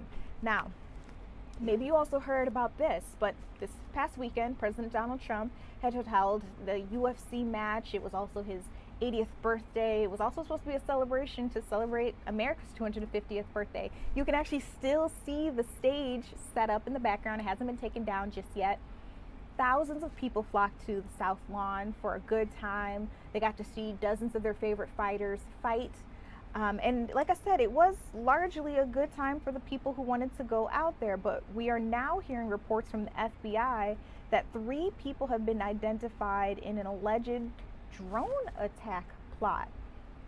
We're hearing that 3 people and maybe more were trying and plotting to do a large-scale attack at that UFC event at the White House. As I mentioned, thousands of people were there. They say that they were hoping to target the goers. We're not quite sure if this was supposed to be another assassination attempt, but still very much so concerning information. 5 people were in custody. We heard 3 of them have been identified, and investigators are looking into up to 23 other people as what they call a potential network of plotters. So they say that they were going to try to use explosives on drones to strike the buildings nearby the event. They wanted to trigger a mass evacuation, which would funnel the crowds toward a pre-staged sniper team. And then there was going to be a second phase of this whole plot that they say that it was going to be called Storming the White House Gate.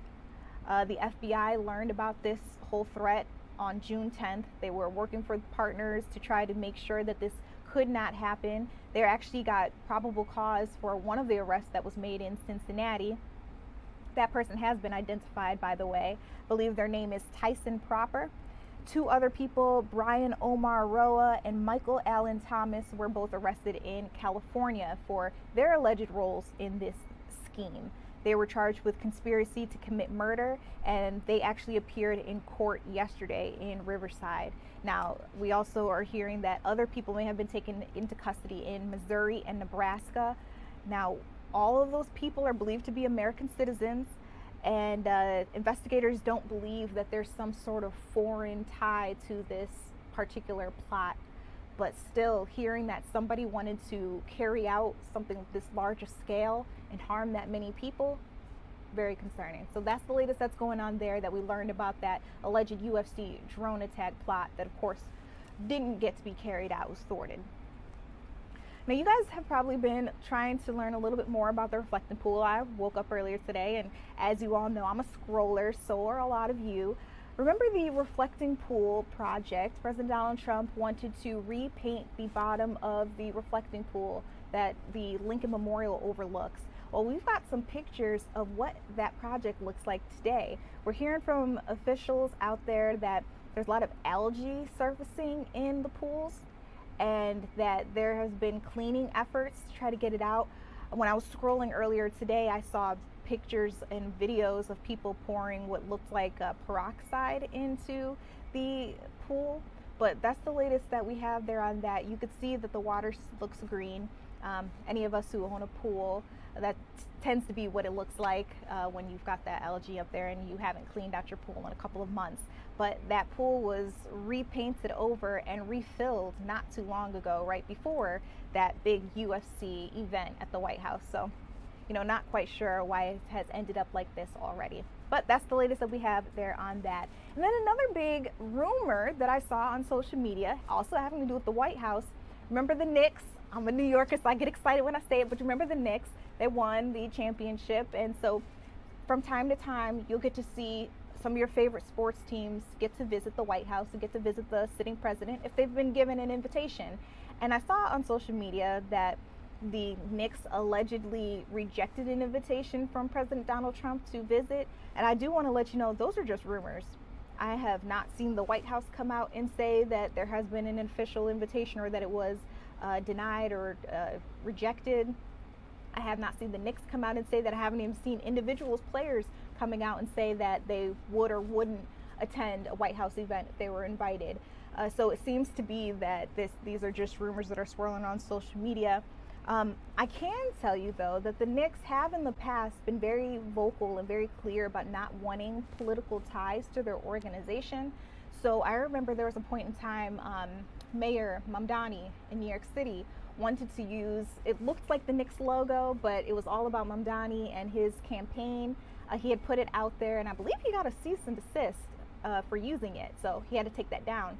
President Donald Trump also used their logo, the framework of it, so the shape of it, to put something out there. And I believe the White House was also asked to take that particular post down. So it seems like they don't really want political ties, but that doesn't necessarily mean they wouldn't visit the White House or the seating president. So again, if you've seen that on social media, just know that that has not been confirmed by the organization itself. So not quite sure where that actually stemmed from, but I don't think that it's true. All right, we are going to take a quick step back. There's a lot of news that I got to get through with you guys. A lot happening right around Pennsylvania, South Jersey, the Delaware area, and of course, as you guys can see, a lot happening nationally and internationally as well. We'll talk about the FIFA World Cup. We'll talk about some of our other biggest headlines of the day, and I'll keep you updated on everything we know about that Wilmington hospital shooting when we come back.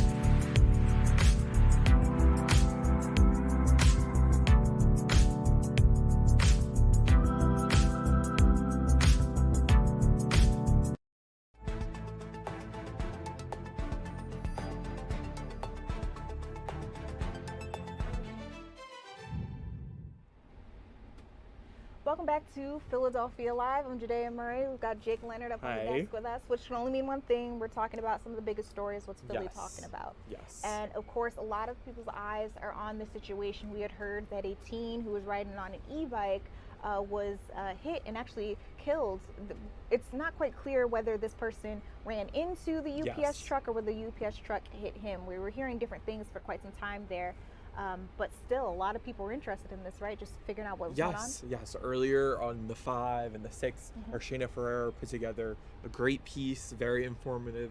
I literally just posted it on all our social pages, so if you want more details, you can check it out there. But yeah, as you said, there was a collision between a teenager riding an e-bike and a UPS truck. You know, there's a lot's unknown right now. We're still trying to figure out, but it's really sad, especially because New Jersey has their new e-bike. That is right, yeah. Yeah. Later, I believe it's in July, it's going into effect, but you know, like stricter restrictions, you have to be a certain age, you need a certain license. So it's a really big shame that this happened right before this went into effect. And this happened today? Yes. It was this morning. It was around 11 a.m. Wow. All right, so you guys, again, as Jake mentioned, if you want more information, we've got a post available for you up on any of our social media accounts. You can also head to the free Fox Local app or fox29.com to learn a little bit more about that. Now, let's move on to some of our other news, some things that, again, I saw trending on social media. There was this video. I'm a scroller. And it looks like a really young dad. He was taking his 2 young daughters to the bathroom. And because they're his daughters, 2 little girls, he opted in to take them to the ladies' room.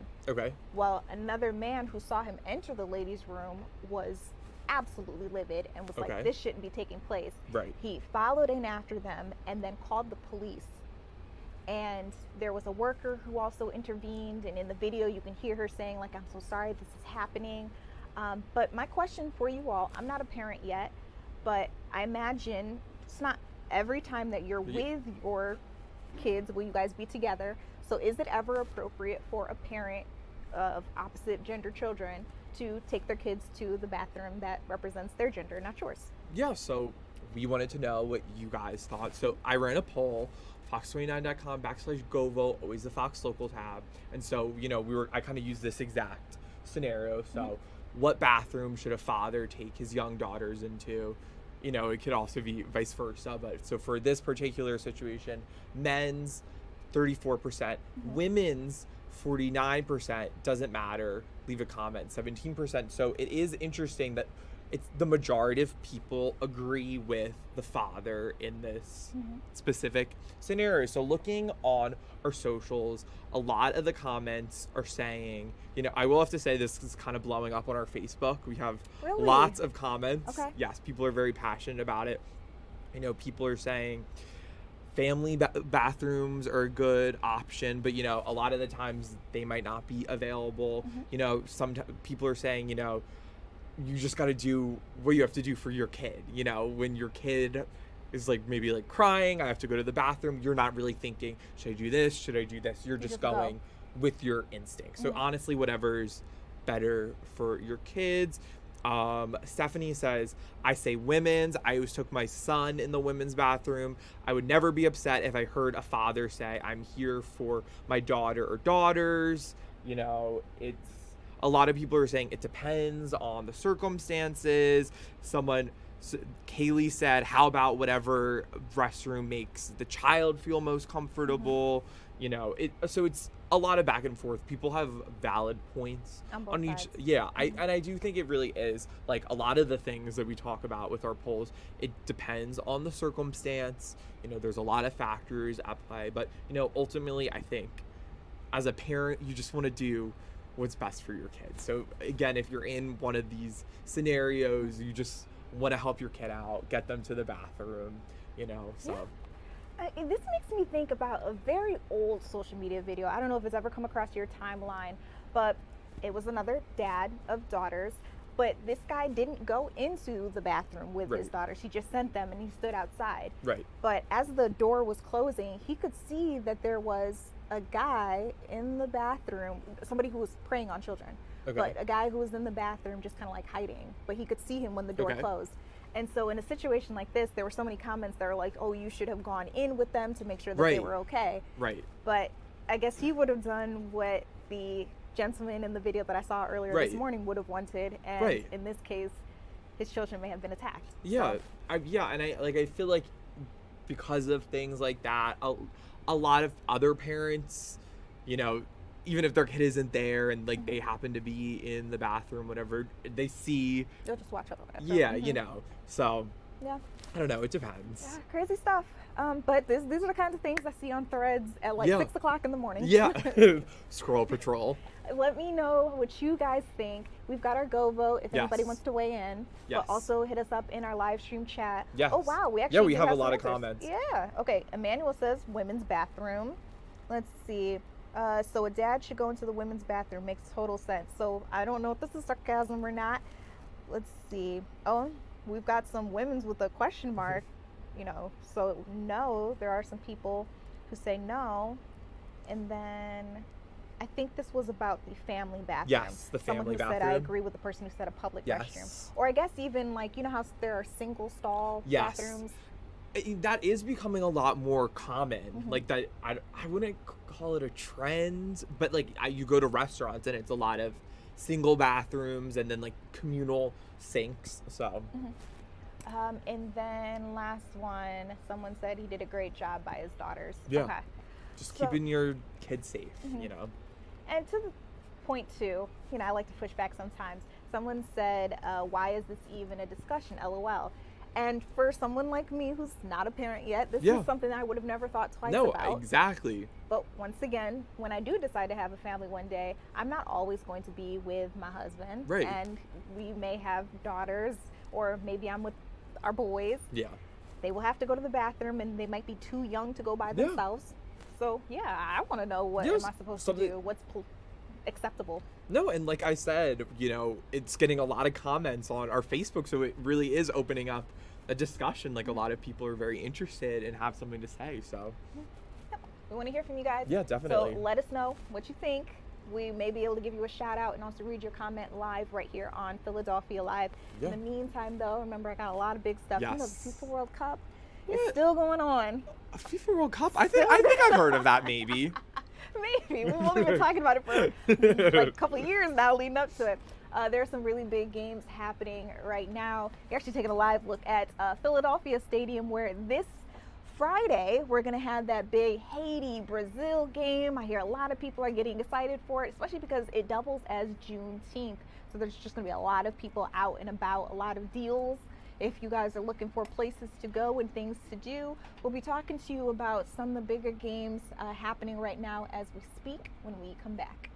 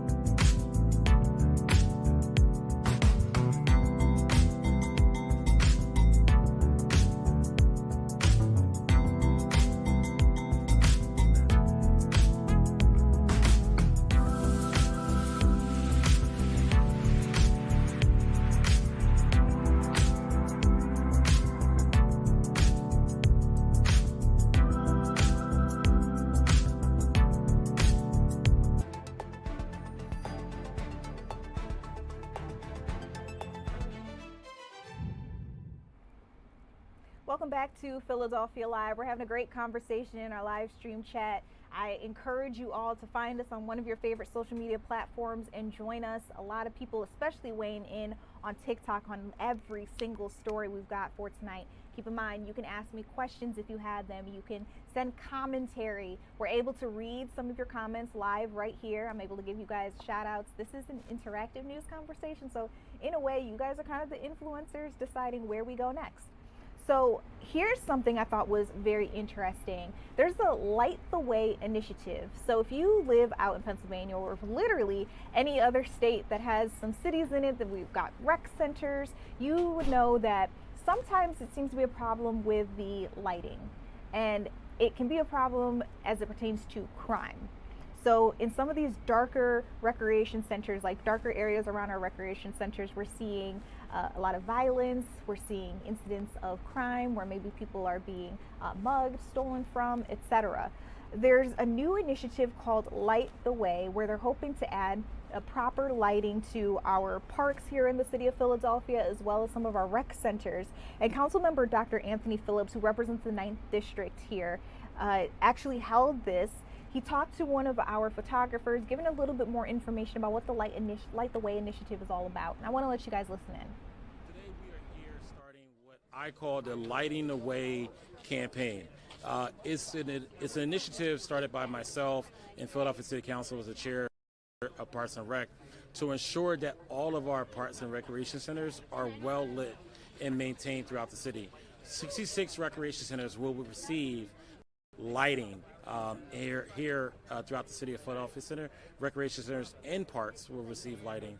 And as a result of $1.3 million recurring funding, we're going to get to every recreation center and park in the city of Philadelphia to ensure that they are well lit. For years, residents across Philadelphia have asked, how can we ensure that our parks and recreation centers feel more safe? They've asked for better lighting, they have asked for more public safety guards, and this is phase one to ensure that, hey, when you go to a rec center and you go to a park, you feel welcome and you feel like you can have your children and older adults and come and feel good about where they're going. And that's been half of the problem, because a lot of them have been dark and gloomy. So with this new funding that was advocated by myself and also supported by members of the City Council and eventually negotiated with the Mayor of the City of Philadelphia, we now will have a well-lit spaces at our parks and recreation centers, and I'm so excited about ensuring the safety of our young people and our older adult citizens. I've seen these style lights in action at night. Yeah. They are a lot brighter and they use a lot less energy. Yeah, yes they do. So one of the great things about these lights is that you can see the light from blocks away, right? And they're also energy efficient lights, and which is really important to making sure that we are protecting our planet. And so it's also one of the things I do want to note is that a lot of neighbors have said here in Philadelphia is like, I want to use the park. I want to, come to a space like here at Fisher Park here in the 9th District in Albany.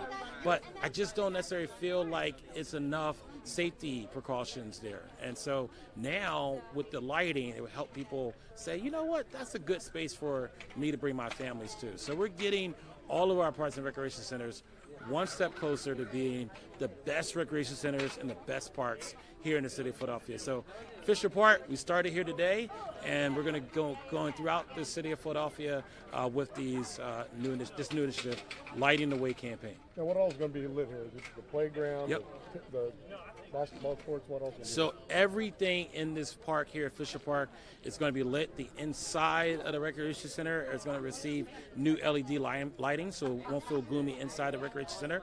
We're going to also do lighting at our basketball courts, the play spaces over here, of course the park area. We have a storage area.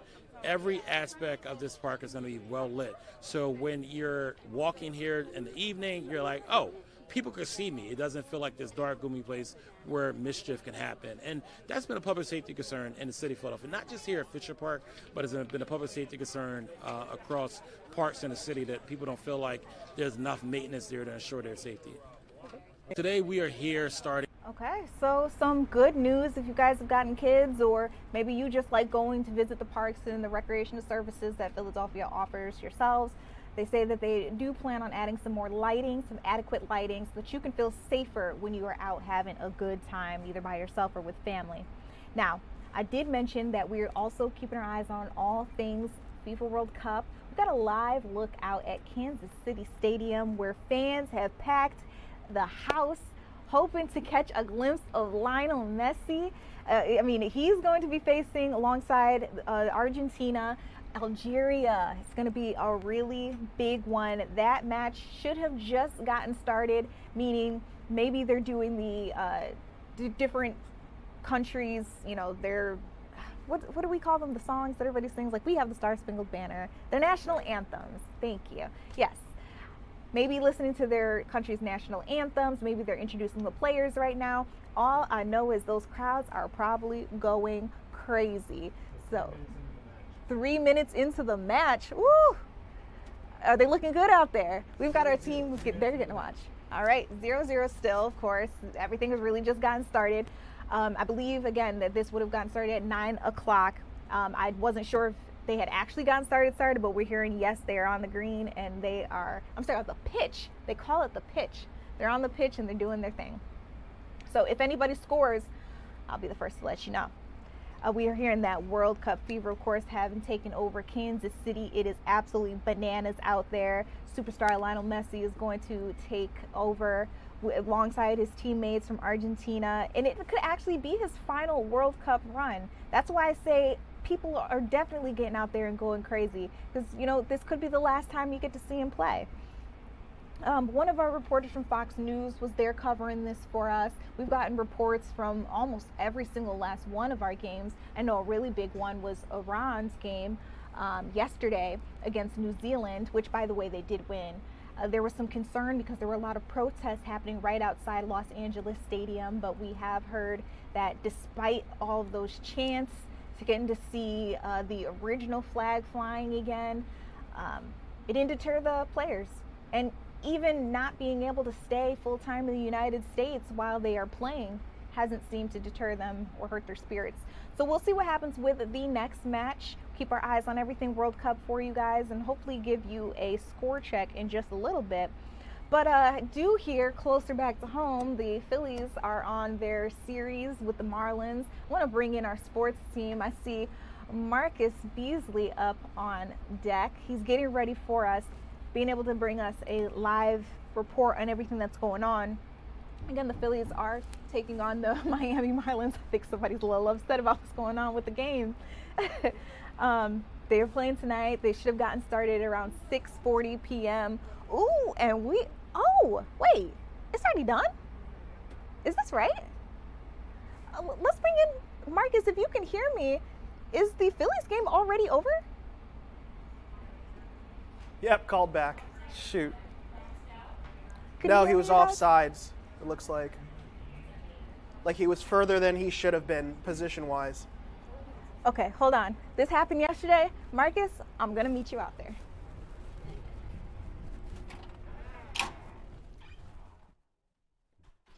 Marcus, I don't think you can hear me through your IFB. I cannot hear a word, no. We're doing this chat in person. Oh, we're doing this here? Oh. So, love to have you on Philadelphia Live. I was so shocked because I was talking about the Phillies. Of course, there's been so much other news. Yes. I haven't paid attention to the game. Yes. It's already over? It just ended about a couple minutes ago. They won 8-2, blew out the Marlins, so yes. Okay. So yesterday we also won, so they seem to be on a good little streak here. Yeah, they've been doing well so far. Both pitchers have shined. Yesterday was Zach Wheeler that pitch was dominant. Today was Jesus Luzardo, and then tomorrow Andrew Painter hopefully can help the team finish off with a sweep against the Marlins. Okay, and you said tomorrow, right? Tomorrow at 1 o'clock, yes. Okay, looking forward to seeing that. Yes. Are you a Messi fan by any chance? I do like Messi. My wife is more of a Messi fan for reasons, but no, I do like Lionel Messi. And we actually just watched. He actually scored, but it got called back for an offsides call. So we were going crazy for that. But no, watching Messi during this time is so much fun. I mean, we got to see the exterior shot of the stadium. Mhm. Obviously, we're not able to show people what's going on inside. Yep. But it is packed. Yes. And I mean, it's been packed everywhere. I mean, whether if it's been at MetLife, whether it's here at Kansas City, here in Philly, it's just packed. People love to travel to see this tournament, and it's just amazing. And I mean, like, Messi wasn't the only star that shined today. I mean, earlier today, France beat Senegal 3-1, and and Kylian Mbappe, who's been the star for a lot of World Cups, he actually just passed Messi earlier today for most World Cup goal, or for third most World Cup goals. He's still like a couple behind the leader, but he even shined today. So a lot of the stars are coming out. And then Norway, as we watch. Oh, Algeria just scored.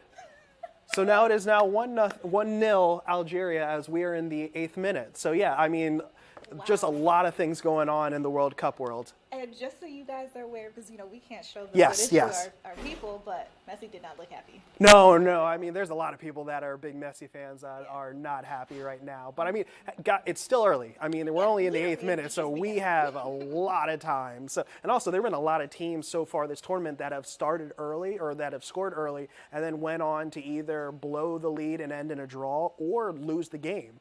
So, I mean, the Iraq-Norway match earlier, they may have tied it. But either way, there have been a lot of teams that have started and not ended well. So this could just be another example. Now, I heard, and correct me if I'm wrong, because remember, sports isn't my strong suit, but Oh, here we go again. Sports isn't my strong suit, but yet I know all these things and I do my research. Go ahead. I like sound real smart. We're in person now, so I can really mess with you. Just a fair warning. Let me go back in the studio. Go ahead. Okay, so I saw scrolling on social media that it's not normal in soccer games or football games for them to have as many breaks, but they're doing that because of the heat. Have you? Yes. So in the 22nd minute and I believe in the 70th, 75th minute, I'm not 100% for the second one. Yes, players are required a hydration break. Obviously between the heat waves all around the country, it's better for the player safety to have a couple of breaks in between the matches. I know a lot of countries aren't a big fan of that. I know a lot of people give flack for just using it as more commercial time, but in terms of player safety, it is more beneficial for the players. Yeah, I mean, let's keep in mind, yes, some of these people are coming from hot countries, but depending on where you are in the world, like, climate is a thing. Yeah. So our heat is not Argentina's heat. Yeah, and I mean, like, we did a story on it last week where Norway, a northern country in Europe, was having issues dealing with the heat just during practice times, where they were taking a lot of breaks. There was a lot of pictures on social media of them kind of look like they were sunbathing, but they were literally just taking breaks with little clothes on, just as they are just trying to just deal with the heat. So yeah, like you said, a lot of countries, this is more their environment, but there are countries and there are teams that are participating that are not used to this. Like, what in the world is going on here? Yeah, exactly. Have you been paying attention to the Eagles? Because I heard that they made some changes today. I saw it on my app. They may have had a couple roster signings. I'm not going to lie to you. I have not seen any. There was nothing groundbreaking. Nothing groundbreaking. There's always a couple of people here and there that they grab. I think this morning they grabbed a wide receiver from the UFL. That's what I'm talking about. Yes, which I mean, it's good to add a little bit of depth, good to add some competition. I mean, there's a lot of wide receivers on this squad where only a few are going to make the team. But still, I mean, iron sharpens iron. It makes the team better to have that much competition. So yes, they did sign a wide receiver this morning, but also the Flyers made a huge trade as well, where they traded, they pretty much exchanged backup goalies with the Toronto Maple Leafs. They also got a defender. They swapped defensemen, and Simon Benoit, that's the defenseman, and then the goalie is Joseph Wall. It's a lot of teams, a lot of names, and also they traded a third-round pick as well. So they did some exchanging today as they get ready for the draft, which the hockey draft's in about 10 days. So they're getting ready. They have 4 picks for that draft. So yeah, there were a lot of other things outside of the World Cup happening, especially for our local teams. And actually, leaving us off on It's not polite to hockey- point. It's not polite to point. Leaving us off on So now you're pointing at Sheba now. Like, this is just, you're just so mean. Should I just point at Chaz too? Like, we're just gonna point at everybody? Come on. Jeez. Oh my gosh, let me. She's pointing at you, Sheba. She's pointing at you. It is rude to point, and she's pointing at people. Come on. I'm in New York. I talk with my hands. I can't help it. Yo, stop bullying me. Anyway. We're bullying her, and yet she's pointing at people. Okay. I told you, you're going to be next to me. I'm going to mess with you in person. Get out of here.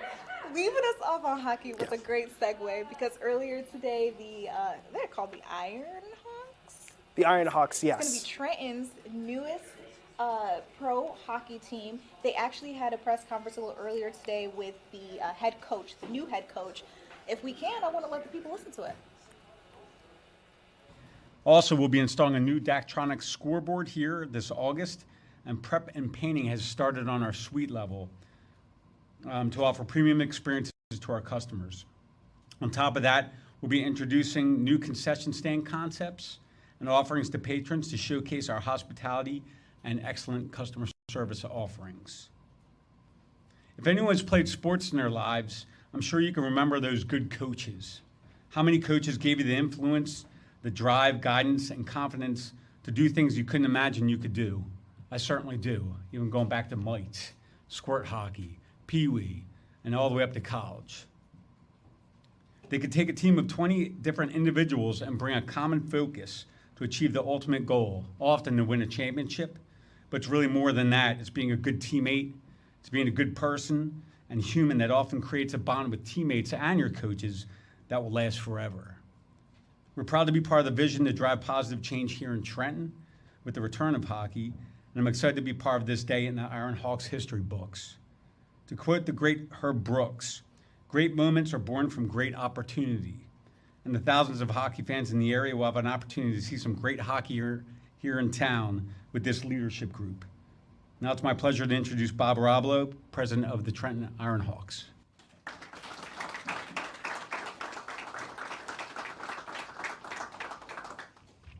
Let's give it up for Fran.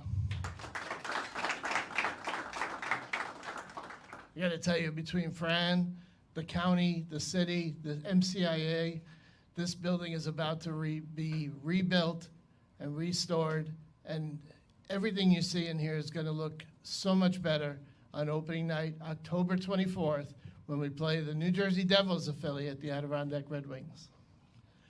But first, I'll start out with, where's Ike? It's a great day for hockey in Trenton. That one's for you. We set the bar high. From the first announcement on, we've set the bar high here. Last night, the Florida Everblades won their 4th Kelly Cup in 5 years. Congratulations to them. Every year, the Everblades win cups and draw large crowds to their games. That is the bar we are aiming for, and we believe Mercer, Bucks counties, and the surrounding areas will get us there. So give yourselves a round of applause.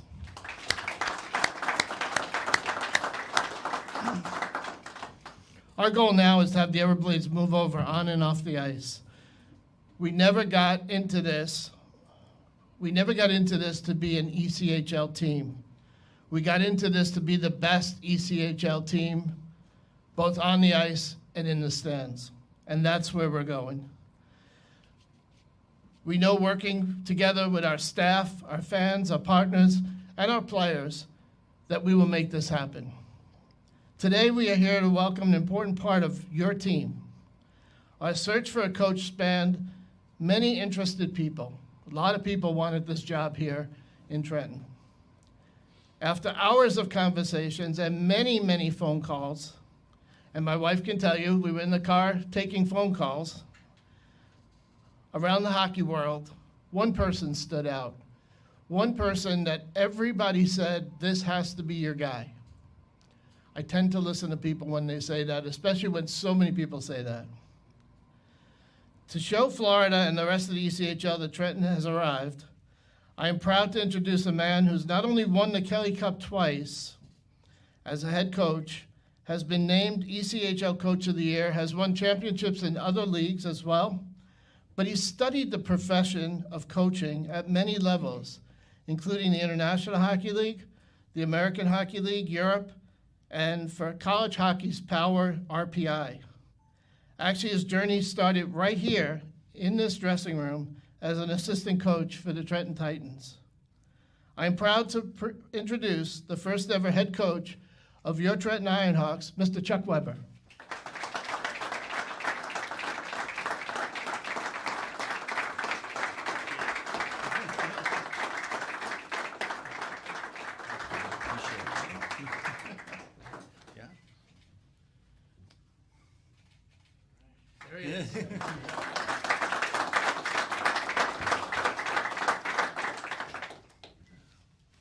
Welcome, everybody. Wow, what a great showing. Appreciate everybody coming down this morning. It's a great day for hockey here at the Cure Arena. Can't believe, I'm so excited to be here. Like Bob said, this has been something that's been in the works here for a number of weeks now. A lot of phone calls with a lot of different people. Excited for my family and I to relocate back to the Trenton community here, to come back to Mercer County, to Bucks County, and bring a championship level group to the ice here that the fans can be proud of. First and foremost, I want to thank Bob. Okay, I want to thank Sue for putting up with the phone calls between Bob and I and the talks we had about hockey and bringing the Ironhawks back to this community. I want to thank Steve, Mark, Frank, and the rest of the ownership group for showing trust in me to bring a championship group to the ice here at the Cure Arena. I want to thank Chris Lamorello, Matthew Darsh, and the Islanders organization. Really looking forward to working with them. It's an exciting young organization, led with the Rookie of the Year and back their #1 overall pick there, Schaefer, and excited to work with them and develop players for their group moving forward. Want to, last but not least, thank my family. I want to thank the Weber family, the West family, the Del Rosso family. Most importantly, my wife Angie, my son EJ, who will be joining the local youth hockey community here as well. So that's a big pickup for one of the 2020 or 2015 teams here. But that's what I believe in. The community is going to be an important part of this. Our players are going to connect with the community here, from youth hockey to schools to boys and girls clubs. Throughout the whole community, everyone's going to know about the Ironhawks. It's crazy. It's a quarter of a century ago, I was in this locker room with the Titans. And to come back here and, almost come full circle, it's exciting. We came close that year. We lost in the second round of the playoffs. Unfortunately, we had 5 or 6 guys got called up to the American League. And, came up a little short from that standpoint. But looking forward to building the foundations here of like I said, a culture and a group that can win night in and night out. Look forward to working with the county, working with the ownership group here, working with the front office staff, but most importantly, working with the community. That we want to be this community's team. We want to be a team that this community can rally behind. We want to build, like I said, a foundation, a championship culture. We want to develop the Ironhawks into an organization that's a destination in the ECHL, not just a place to play. We want guys that want to play at their highest level, but we want guys that their feet are going to be on the ground here and be part of the community, like I said already, from that standpoint. The past leaves clues. There's success that's been here in the past, and we want to use those clues moving forward, but the biggest thing we want to do moving forward is blaze our own path. Okay, this is, we're not the Titans, we're not the Devils, we're the Ironhawks. And we're really excited about what that future brings from that standpoint. We want to provide the players with a professional experience. We want to provide them with every tool that's going to be necessary for their development to play at their highest level. But the biggest thing, like I said, we want their feet to be on the ground while they're here. Yes, they're going to strive to be playing for the Islanders one day, but they're going to be really excited to be an Ironhawk. And I know Bob and the ownership group here is going to provide them all the tools and everything from that standpoint to be successful.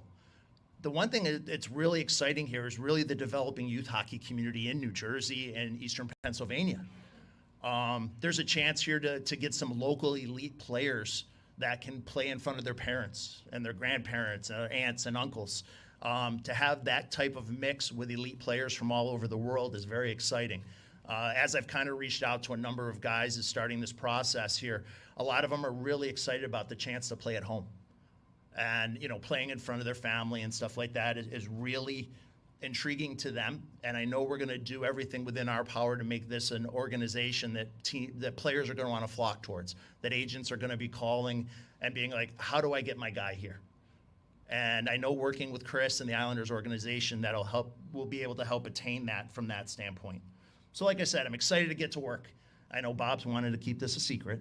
Okay, so we've been doing a pretty good job about trying to be as low-key as possible, but as my family knows, it's tough because I've already started talking to players and just but saying, hey, can't say anything yet. It's going to be announced on Tuesday. So I think they've done a pretty good job. So I appreciate them from that standpoint. But again, I'm really excited to be here, excited to lay the groundwork, and really excited to get going here moving forward. Thanks again for everybody coming. Look forward to meeting everybody and building a championship culture here in Trenton. Thank you.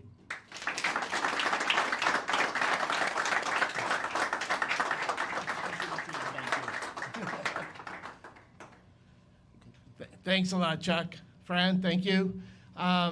Day's not over yet. We have a lot planned for Coach Weber and his family. It's been a while since you've had a tomato pie, huh? That is true. Okay. That is true. Well, we're going to bring him over to Di Lorenzo's, the Berg, over at Sloan Avenue, and provide him with his first tomato pie in a long time. And then you get a chance to work that off because we're headed to the Boys and Girls Club where we're donating street hockey equipment, and Chuck's going to show them how to use the street hockey equipment. And then tonight we're at Nottingham's in Hamilton for all of our fans. We're inviting all our fans to come out, meet Chuck, listen to him, and ask him all the questions they want to ask him, including how many wins we're going to have in the first year. Oh, no, that's the question I wanted to ask, right? Okay, all right. Yeah, that's the question I want to know too. What's the answer to that? If you are interested in seeing the Ironhawks play, I hear their first debut when they first come out. That'll be Friday, October 16th, all the way out in Canada at 7 p.m. So if you want to see them on the home front at Cure Insurance Arena, in Trenton, New Jersey, that is going to be Saturday, October 24th, 6 p.m. They'll be facing the Adirondack Thunder. I got so excited when they talked about tomato pie. I forgot about that. I didn't know, is it just a New York, New Jersey thing, or do you guys have tomato pie here in Philadelphia too? Yeah, it's just pizza. Okay. All right. I won't get so excited. We got a lot more stuff to bring you guys. I'm hearing that Messi made his first goal that actually counted. So the score right now is Argentina 1 and poor Algeria 0. Again, still going on. It's anybody's game. We'll be right back after this.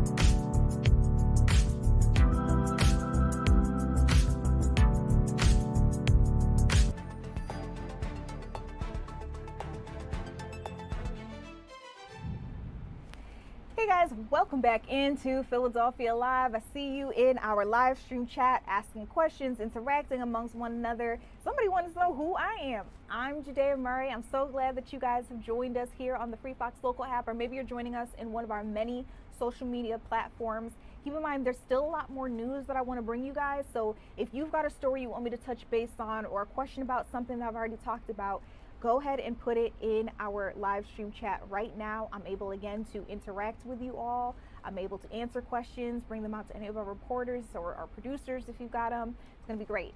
Now, keep in mind, coming up, we're going to have our live weather report. I'm joined now by Kathy Orr, our resident meteorologist, the woman who knows everything that you want to know about what's going on up in the skies.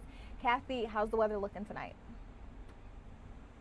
Judea, I can't hear you, so I apologize. But as far as the weather is concerned, I have to tell you, we are in for another beautiful evening. Tomorrow, things are going to change a little bit. It's going to be increasingly warm and even more humid. But a live look right now in Independence Mall looking great. So we're talking about temperatures tonight that are slowly going to be falling from the 70s into the 50s and 60s. So it will be comfortable. So you can still crack the windows and let that fresh air in. But as you can see, still 72 in Philadelphia, but elsewhere 66 in Doylestown, 65 in Millville. So widespread 60s for now. Now, as we go through the next several days, we'll be seeing the Phils playing tomorrow. Weather will be fine. Overnight lows tonight, mainly as I mentioned, the 60s, but some 50s to talk about. Those outliers, especially from Doylestown and Upper Bucks into places like the Lehigh Valley. That's where we'll see some 50s. Also interior South Jersey like Hamilton at 58. As we look at the precipitation chances, yes, a chance of showers and storms tomorrow afternoon, and then we see another chance on Thursday, and that chance could mean severe weather. For your Wednesday, showers and thunderstorms possible, just popping up here or there, and especially in the afternoon with highs in the 80s and southerly winds. A different story on Thursday when we could have a severe threat. So as we go hour by hour, you can see during the day on Wednesday, in the heat of the day, especially in the afternoon, some storms popping up.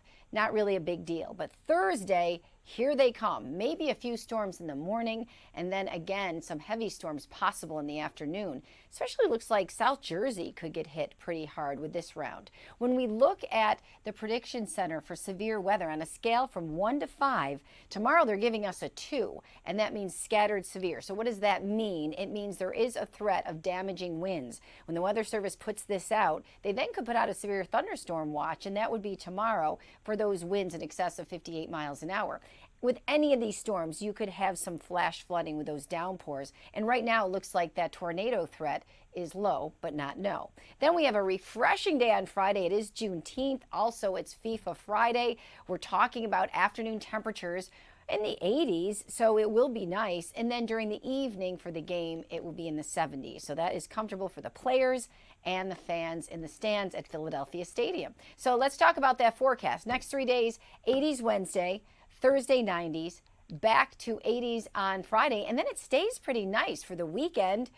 Father's Day looks great, and then into next week, we have to watch Monday. Could see some showers. We have to be wary of thunderstorms because that is our next FIFA game after Friday. So much going on here, and a lot of weather to talk about as well, looking at those key times for the FIFA matches at Philadelphia Stadium. We'll send it back to you.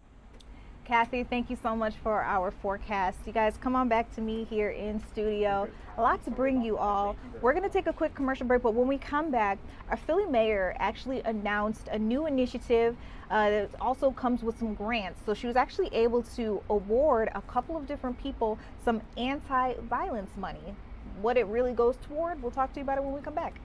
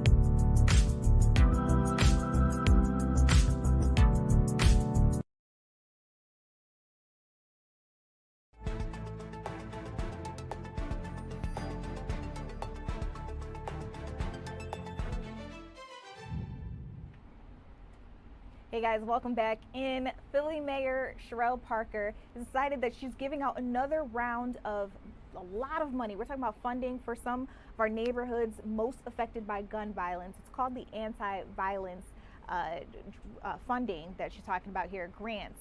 Now, we know that a couple of different businesses have already received grants, but she says she wants to give out $25 million to more than 150 organizations before 2026 is even over. Let you listen in to who she gave the money to today. I want Pastor Day, I want Anton Moore, I want Danielle McLean, I want you all up here. Councilmember Curtis Jones, come over here with me. So many different things. Director Gear are running through my mind right now. Councilmember Curtis Jones and our council president, Kenyatta Johnson, have long been on the front lines of our effort to address the issue of gun violence and provide support to the grassroots community-based organizations who lead the effort to make that happen. Director Gear, as I just listened to you talk about peacekeepers, as I listened to you talk about you may enter the system here, but our goal is to increase your technical capacity so that where all of our neighborhood-based organizations start, by being in a position to receive funds from government so that you can go out and do the work that government can't do. Because you have a tool, you have something, and I know in my neighborhood where I grew up, you know, trust is earned. Anybody simply can't go into our respective communities and think that they have the capacity to organize and support residents in our community, quite frankly, who are feeling the most pain at this moment. One of the things that we affirmed, Councilmember Jones, when we were on the trail, is that I got so tired of listening to people give these speeches about their perspectives regarding gun violence. And lots of times, you know, sometimes these were academicians who grew up like Wally and the Beeve. And they grew up like Theo and Rudy and Vanessa. But I said, where are the supports for Michael, Thelma, and JJ, and people like Sherelle Parker, who wasn't a product of that perfect familial environment, and the village had to step in and make it possible for someone like me, who was born to a single teenage mother, lost her when I was 11 years old, biological father, not a consistent part of my life, grandmother and grandfather do the best they can with what they have, the food stamps, the 3-2 center, everything that they could do, but I needed more. If I was going to be prepared to even stand before you today to think that someone who came from where I come from could end up being the mayor of the city of Philadelphia. And it was organizations doing the work that you all are doing on the ground. The Oak Lane Wildcats. Anybody from uptown that know what an Oak Lane Wildcat is? The Philadelphia Flames. A group called, where's Bilal Qayyum? You should know how youthful you are because you remember when they were founded, called Concerned Black Men.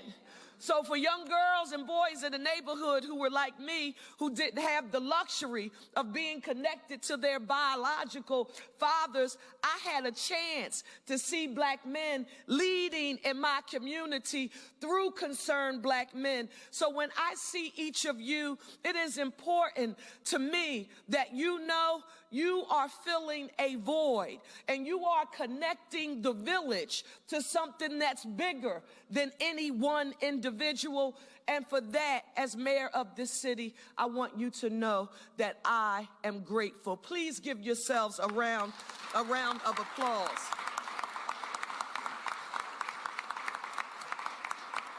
Yes, Director Gear, it's Gun Violence Awareness Month. Thank you for affirming that it does start with the pie. Thank you for affirming that it was important to me when I first got here that I knew I couldn't do it all by myself. I had to have a team of people, Councilmember Jones, and I don't know if you remember me saying this to you, Director Gear, in our interview and in the communication with Commissioner Bethel. People who needed to lead and wouldn't be afraid to challenge the status quo.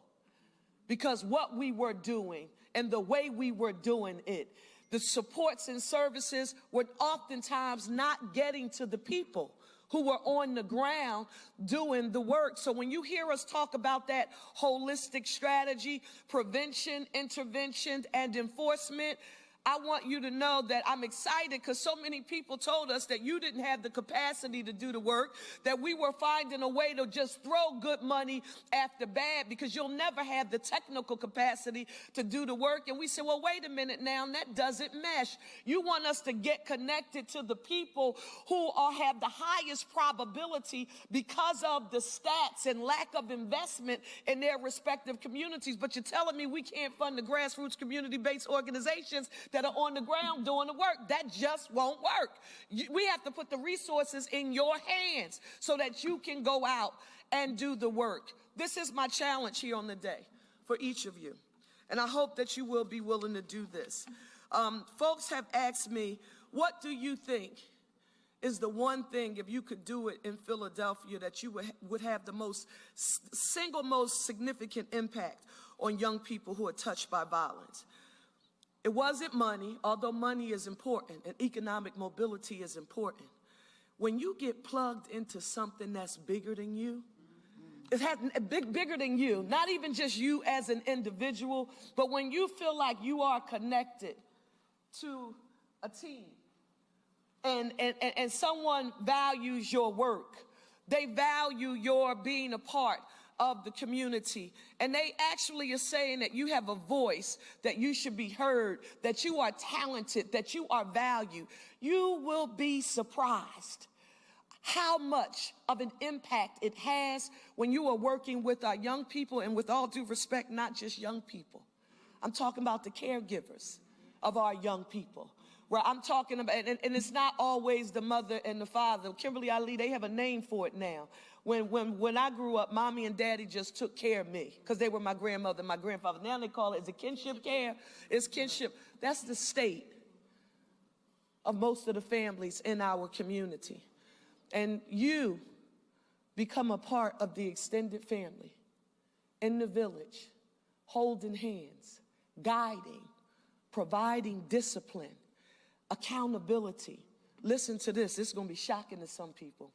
How about folks want somebody to have high expectations of them? How about somebody looking at the most vulnerable in our community saying, I don't care about all of those external factors. We see something in you and we have high expectations. Because your circumstances that are here, that doesn't define who you will be tomorrow. But if you don't have somebody, Pastor Mason, that you can see, who sees you, none of it is possible. So I'm grateful for the work of Director Gear, our Philadelphia Police Department, because no matter what you say, we need them in the community as well. We need them as guardians and not warriors, and strengthening police and community relations, because the P doesn't work without the I, and the I doesn't work without the E. It's a holistic approach: prevention, intervention, and enforcement. Director Gear, Councilmember Curtis Jones, author of the Blueprint for a Safer Philadelphia. I want you to know that we don't want people to simply listen to what we say. We want you to watch what we do. Because it's easy to do the 15, 30-second social media clip and people connect, what is it, the likes or the lifts or the DM, whatever it is that they do. They connect that through affirmation. I'm the mayor of this city. I don't want to hear people who I refer to as expert AOPs. Let me hear you say AOPs. These are expert articulators of problems. They sound really smart trying to tell you, Pastor Carl Day, what's going on and what's wrong in the neighborhood. But where are you when it comes to proffering the solution? Let me tell you how we do that. What we did last week, it was a $7.1 billion budget passed in partnership with council. How do you make it matter? So people are not just listening to what you say, they are watching what you do. Today, 47 organizations will receive a total of nearly $2 million in targeted community investment grants.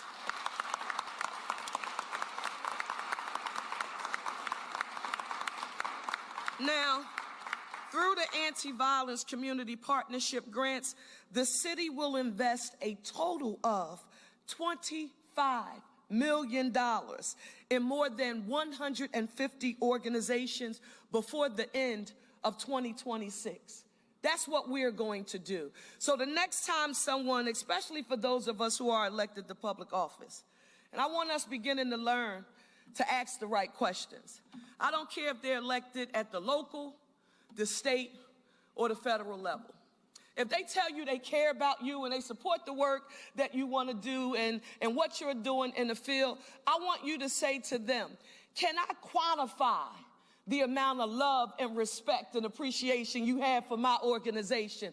That means if I can't calculate it in some kind of tangible way, if you haven't found the space for me to function because I didn't have a house, I wasn't housed in a particular building and I needed space so that I could function and have a place to operate out of. If you didn't provide any direct assistance that could help us pay staff, give stipends to the young people who are engaged, if you can't quantify the impact of those of us who are elected to public office in your work, and I mean literally quantify it, that means you need to measure. What have you got from local government? What have you got from state government? And what have you received from federal government?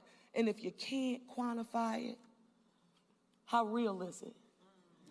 If you can't measure it, how do you manage it? So I want you, that's important to me, because it's easy for people to come into those chambers upstairs and on the second floor to talk about what we should or should not be doing. And you say, well, we got our part right. They're here. We're doing our work. No matter what branch of government that they're from, you're very nice. And I appreciate all of the verbal accolades. It makes me feel so warm. But by the way, how much and how many resources are available at your level, and what have you directed to our organization so that we can continue doing this amazing work that you think is oh so awesome? If you can't do that, you might be talking to some fair weather friends. Councilmember Curtis Jones, you've been in this battle and on the ground for a very, very long time. I want you to come up on behalf of council and share your perspective here. Give him a round of applause, please.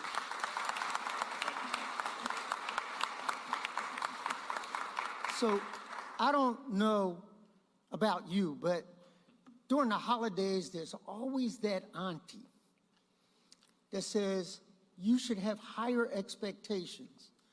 Pull up your pants, go to school, get a good, education, and do the right thing in the community. And you listen to that aunt even if she was scolding you because you knew she was doing it out of love. I want to introduce you to Auntie Parker. That's and I'm older than her. I'm older than you. But age is just a number, and respect is countless. And so we respect what our leader is doing. To your team, Adam, he's the straw that stirs the criminal justice drink, coordinating all of you and all of the departments. Commissioner Ali has the hardest job in the city of Philadelphia, no doubt about it, because she sees families on their worst day. And, and tries to take the pieces to make what is necessary so that they can survive. We've been working together for a while, and I appreciate what you do. Let me just say this, that names like the House of Umoja, Benny Swans, Bilal Qayyum, that I've had the opportunity to be a part of their village, is the reason I'm standing. You guys, I have to take over from this press conference that we heard earlier on with the mayor because I just got breaking news into the newsroom. Remember, we were talking to you all about that Wilmington Hospital shooting, which we learned 2 people were shot, 1 person died. We now know that the suspect has been taken into custody. Mayor John Carney of Wilmington, Delaware, just wrote this on Facebook saying, "My prayers are with the victims and their families after the shooting incident at the Christiana Care Wilmington Hospital this afternoon. Thank you to all the brave first responders who rushed to the scene to keep our community safe. Please see the below for the latest update from the Wilmington Police Department." No, pull it back up. I wanted to bring up the breaking banner that I just created. If Carly, if you can pull that up for us. The statement goes on to say the suspect in this incident, a 23-year-old male, has been taken into custody in Philadelphia, so he was in our area, and charges and extradition to Delaware are pending. The preliminary investigation has determined that this was a targeted, isolated incident. The investigation remains active and ongoing, and further information will be released as soon as possible. The Wilmington Police Department Victim Services Unit is available to provide support, information, and referrals to those who are victims of crime and can be reached at, they list their number out here for you all. Additionally, the WPD, the Wilmington Police Department Youth Response Unit, is available to provide free counseling and services to children and their families who have been exposed to potentially traumatizing events. They can be reached at, and they leave that number for you all as well. This literally just going out on the Facebook account of Mayor John Carney from Wilmington, Delaware. Now, again, for those of you who may just now be joining us in a live stream chat, the situation that we're talking about here is that deadly shooting that unfolded at Wilmington Hospital, also known as Christiana Care, earlier today in Wilmington, Delaware. We've had eyes on the situation where we saw people being escorted out of the building, evacuated. We knew there was at one point in time a live lockdown within the building, and we had heard that police rushed to the scene. We saw so many squad cars on the scene of this particular shooting. We sent out our own reporters to check it out for you all as well. You can see just how many folks were in the area. We also saw some heavy duty vehicles in the area as well. Now, a couple of hours later, we know city officials, they got together with the governor and they had a press conference where they were able to give us just a little bit more information, not much more, but a little bit more. They told us things like they're looking into the surveillance video to see how this suspected shooter was able to make it outside of the hospital, because they say, again, this took place within those walls. As you can see there, employees and even some patients were evacuated while this search was ongoing. So we have been trying to learn as much as we could for you all. I know there was a lot of concern hearing that the suspected gunman was still out there, but now at this hour, at 9:54, we have been able to confirm that that suspect is now in custody. Again, it's believed that they were found in the Philadelphia area, and pretty soon we're expecting to hear that they will be charged and then brought back to Delaware, where they'll have to face those charges.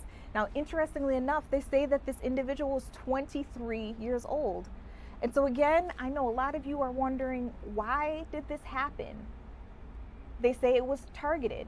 They also say it was isolated. So it's believed that maybe he knew his victims. Of course, law enforcement, they are not providing us any information about who the victims are. They have clearly not named this 23-year-old man either. But I can tell you right now, this is going to be our top story when we bring you all the live news at 11 o'clock. And then, of course, it's going to go even further tomorrow as we try to figure out what happened and what more information can we bring you all in the days to come. I know the identity is going to be one of those things that you guys want to hear. I see in our live stream chat, you guys are interacting with me as I'm breaking this news to you all. Tommy said, "That's crazy, you just aren't safe anywhere." And that's actually something that we were chatting about, because earlier during the press conference, I saw a lot of your questions, a lot of them surrounding, well, I thought hospitals had weapon detection systems or metal detectors. And even on Christiana Care's website, they go on to say that guns are not welcome in the hospital, that there are weapon detection systems available at their entrance. And yet, we know that this happened. This was a shooting that was carried out within these hospital walls. We don't have any information just yet on how this person was able to get that gun into the hospital, how they were able to let those shots off. But I know a big question that some people had, and they're just rumors at this point. We don't have much more information about the identity of the suspect other than he's 23 years old and that he's a man. But a lot of people were wondering whether he was an employee himself, whether the victims were employees, and that's just information that has not been confirmed by law enforcement. And I don't want to give you any information that has not been completely vetted until we get that from the police department, from the mayor, from the governor. That is not something that we here at Fox 29 Philadelphia will be reporting. So a lot that we have developing for you all. Remember, again, pretty soon you should be getting another update from our broadcast news team, able to give you some more information from our Shawnette Wilson, who's still on the grounds gathering information. She was the one asking for this update that we just brought you guys. Then we also know Joanne has also been diving deeper into this, trying to figure out what took place here and all the details that we're able to give you guys. She also tried to reach out so we could give you the information that we just gave you all, and it ended up coming from the Wilmington mayor, having posted about it on Facebook. So again, keep your eyes right here on the free Fox local app. We'll be able to bring you all more. Also, keep your eyes on any of our social media channels where we'll be able to put this out as soon as possible. It may already be available for you guys as we speak. My name is Judea Murray. It's been my pleasure to be able to share the news of the day with you all and help break this news and make sure you all know that we are now safe here in the area. Again, keep your eyes on Fox 29 Philadelphia for the latest. Thanks for joining us.